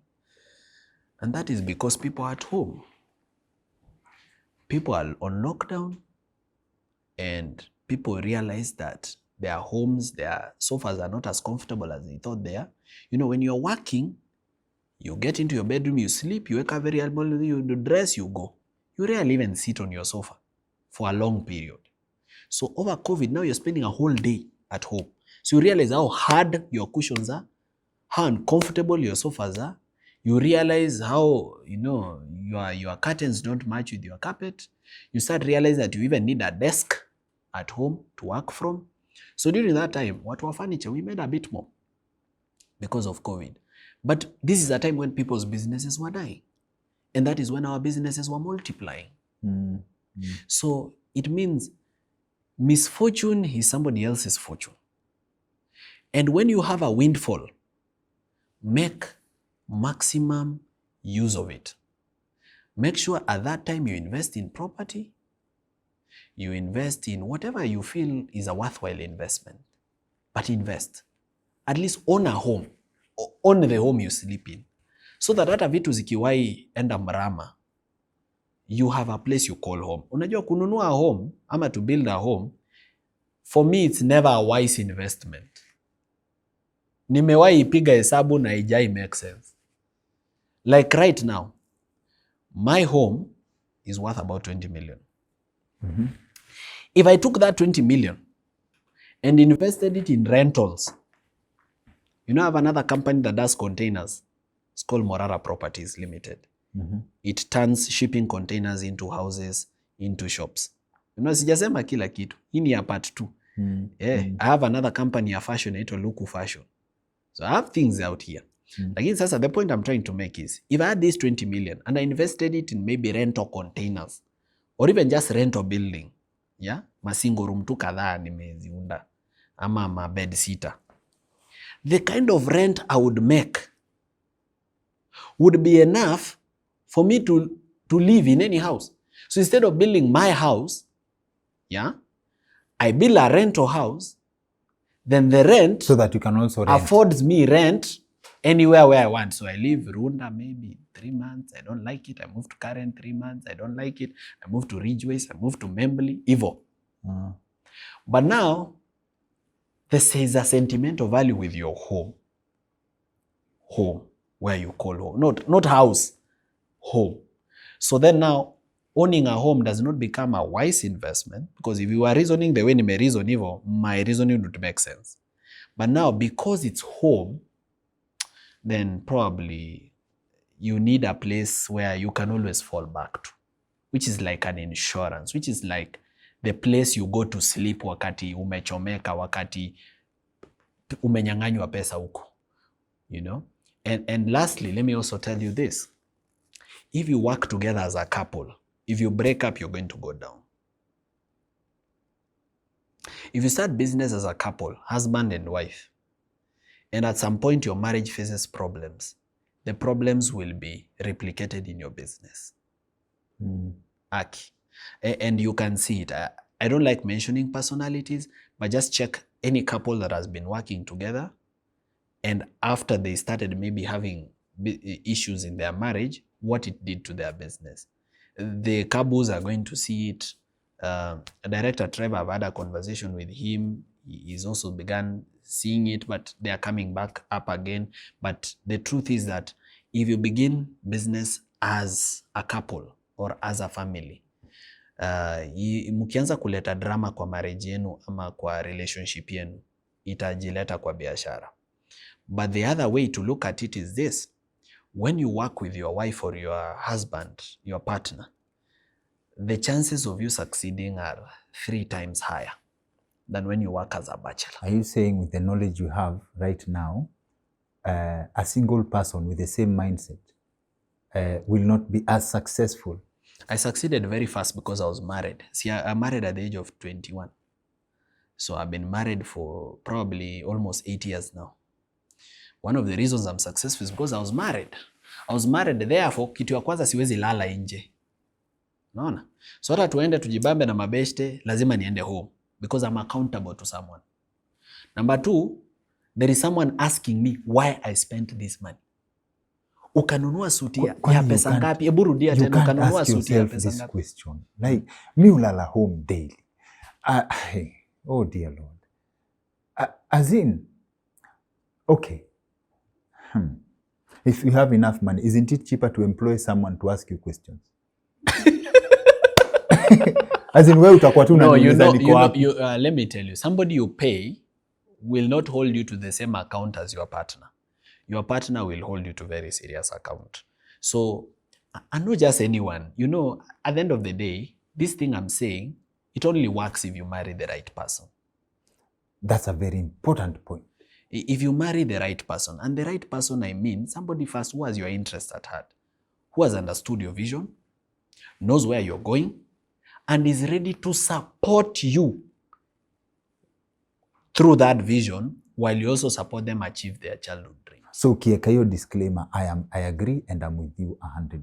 Because it's not every wife that's a supportive wife. Thank you. And it's not every wife that saves money. In fact, you can start a business with your wife, then unamwacha kwa biashara, unaenda kutafuta client, unakuja unapata pesa ya biashara ameloan sistaki. That's true. Kuanza kuteta kuhusu hiyo story inakuwa ni family issue. Inakuwa ni unachukia sistake, umpendangi, hata hivyo umemchukianga tangu kitambo, unamuonea nini utaki asaidiwe. So then, if you're working with your partner, you have to be on the same page. You have to have similar interests. You have to be chasing similar dreams. You have to have a vision together. Like, you see ati wewe ukuwe na vision yako of what you want to do as Dr. Kingori, and then your wife also has her vision of what she wants to do. You need to have a combined vision, something you are chasing together to the end, and you're very clear about that. Munajua gari tunanunua this month ni yako, yenye tunanunua next month part 1 ni yangu. Mimi hadi bibi yangu tunaelewananga kwamba gari yangu lazima ikuange kubwa kushinda yake. Yake ni kubwa kushinda yangu lazima ikuange kubwa kushinda yake. Okay. Si ati namshinda pesa ama nini. Yani ni ku maintain to your leadership structure. lazima mi nibakingi hapo at the top. Sasa so I'm the one who gets to drive the V8. Then I abandon the Prado na mwachia sasa. Wadau mmeona size does matter. So when you're working as a couple, the chance of you being blessed together are very high. And the chance of you succeeding are very high because what you don't see, she will see. Na uzuri wa madem ni they have a sixth sense. You know, you will know people. Them they will feel people. Sixth sense. Wewe unajua watu. Huyu si ni Dr. Kingori. Yeye ana feel. You have a dinner date with your friends, or your friends come over for dinner or something, or they come to the business and they're having a conversation with you, and your wife tells you, ule rafiki yako, sijui ni nini nina feel. I don't know whether you've ever heard that from women, or even your mother. Nakwambia mtoto yangu, sijui nasikia nini, lakini simuoni vizuri. Huyo mtu ebu muangalie vizuri. And at first you are very dismissive. You are like, you watu mnakuwa very paranoid. But as time goes by, you realize they felt, because you don't have the capacity to feel people. Them, they can sense people. The same way a donkey or a dog is able to sense a bad person at night. Okay. How does it know that that's not a guest? That's a thief. You never hear them making so much noise when it's a guest. When someone has your interest, they actually have good vibes. You need to have similar interests. You need to be chasing the same thing. And then you need to agree on investment. Kuna ideas zangu mingi sana zenye sijaiweza kuimplement because of my wife. Because this is how my family works. My family works like a company. I'm the chair of the board. My wife is the CEO or the MD, whatever you could call. So she's the secretary to the board. The budget, she's the one who prepares the budget. But I approve the budget because I am the board. So I approve the budget. I'm the one who says, okay, from this budget you prepare, this is what we'll have, this is what.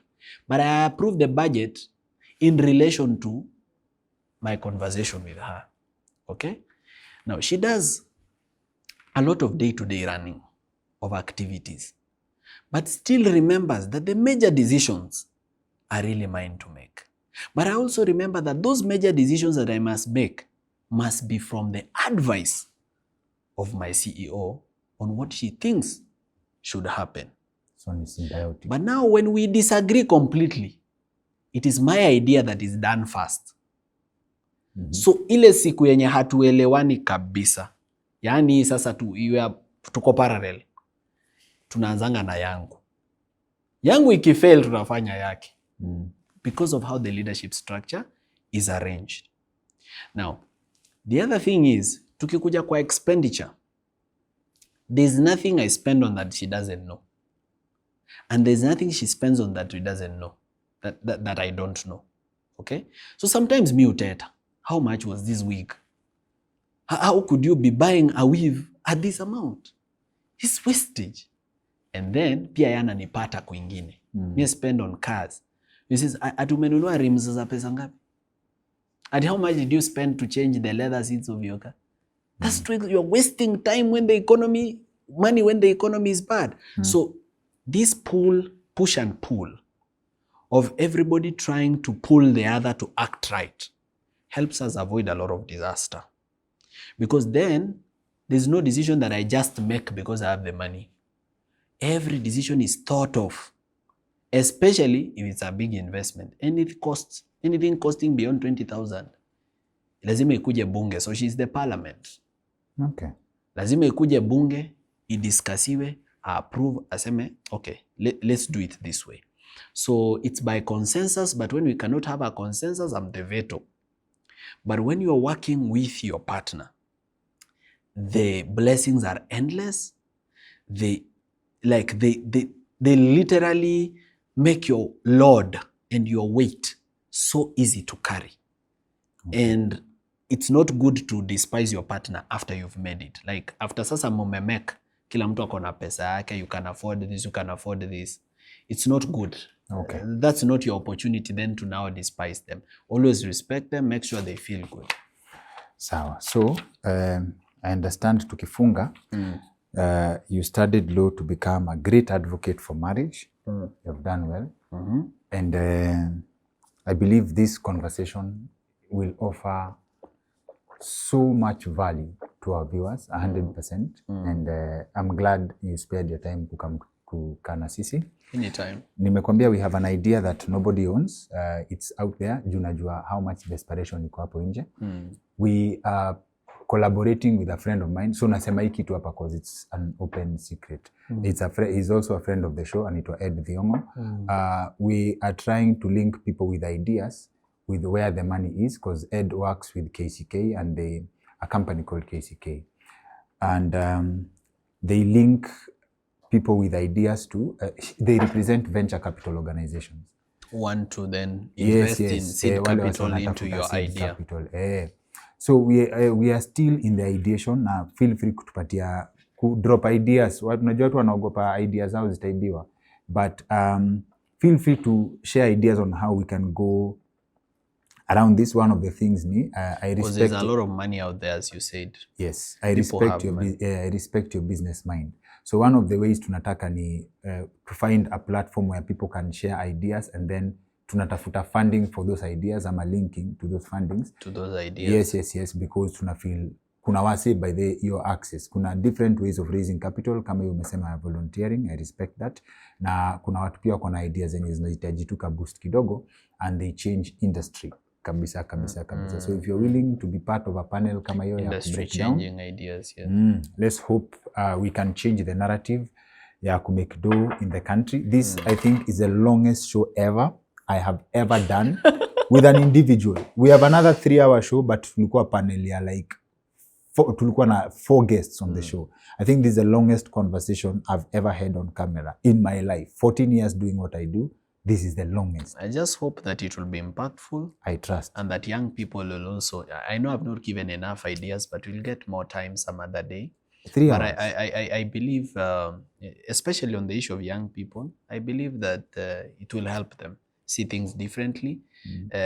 Kuna vitu mingi zenye zinaonekana kama ni chafu, but they have money. Kama scrap metal, you know, kama plastic, renewable plastics. Hiyo watu mnaona machokora wakiokota. Some of these things have money. Garbage collection, it has money. So it's just to change the youthful attitude towards money. Okay. So they start seeing opportunities around them. Wasifikiri opportunities ziko huko Somalia ama wapi. And thank you for inviting me. I don't take it for granted. And if you invited some other time, I'll come. Thank you. Hiyo idea ya venture capitalism, nikiwa na idea yenye napenda pia mimi naweza inject capital hapo na could be interested to venture. Thank you. So ndio hiyo basi. So idea ndio hiyo. Let's change the narrative. We've spoken about money, how to make money, how money works so much. In 2024, 2025, the mission is getting down to the action na ku connect wale wasi sasa wako na ideas for the information may absorb to the money itself. Thank you, Morara. Thank you so much. Asante.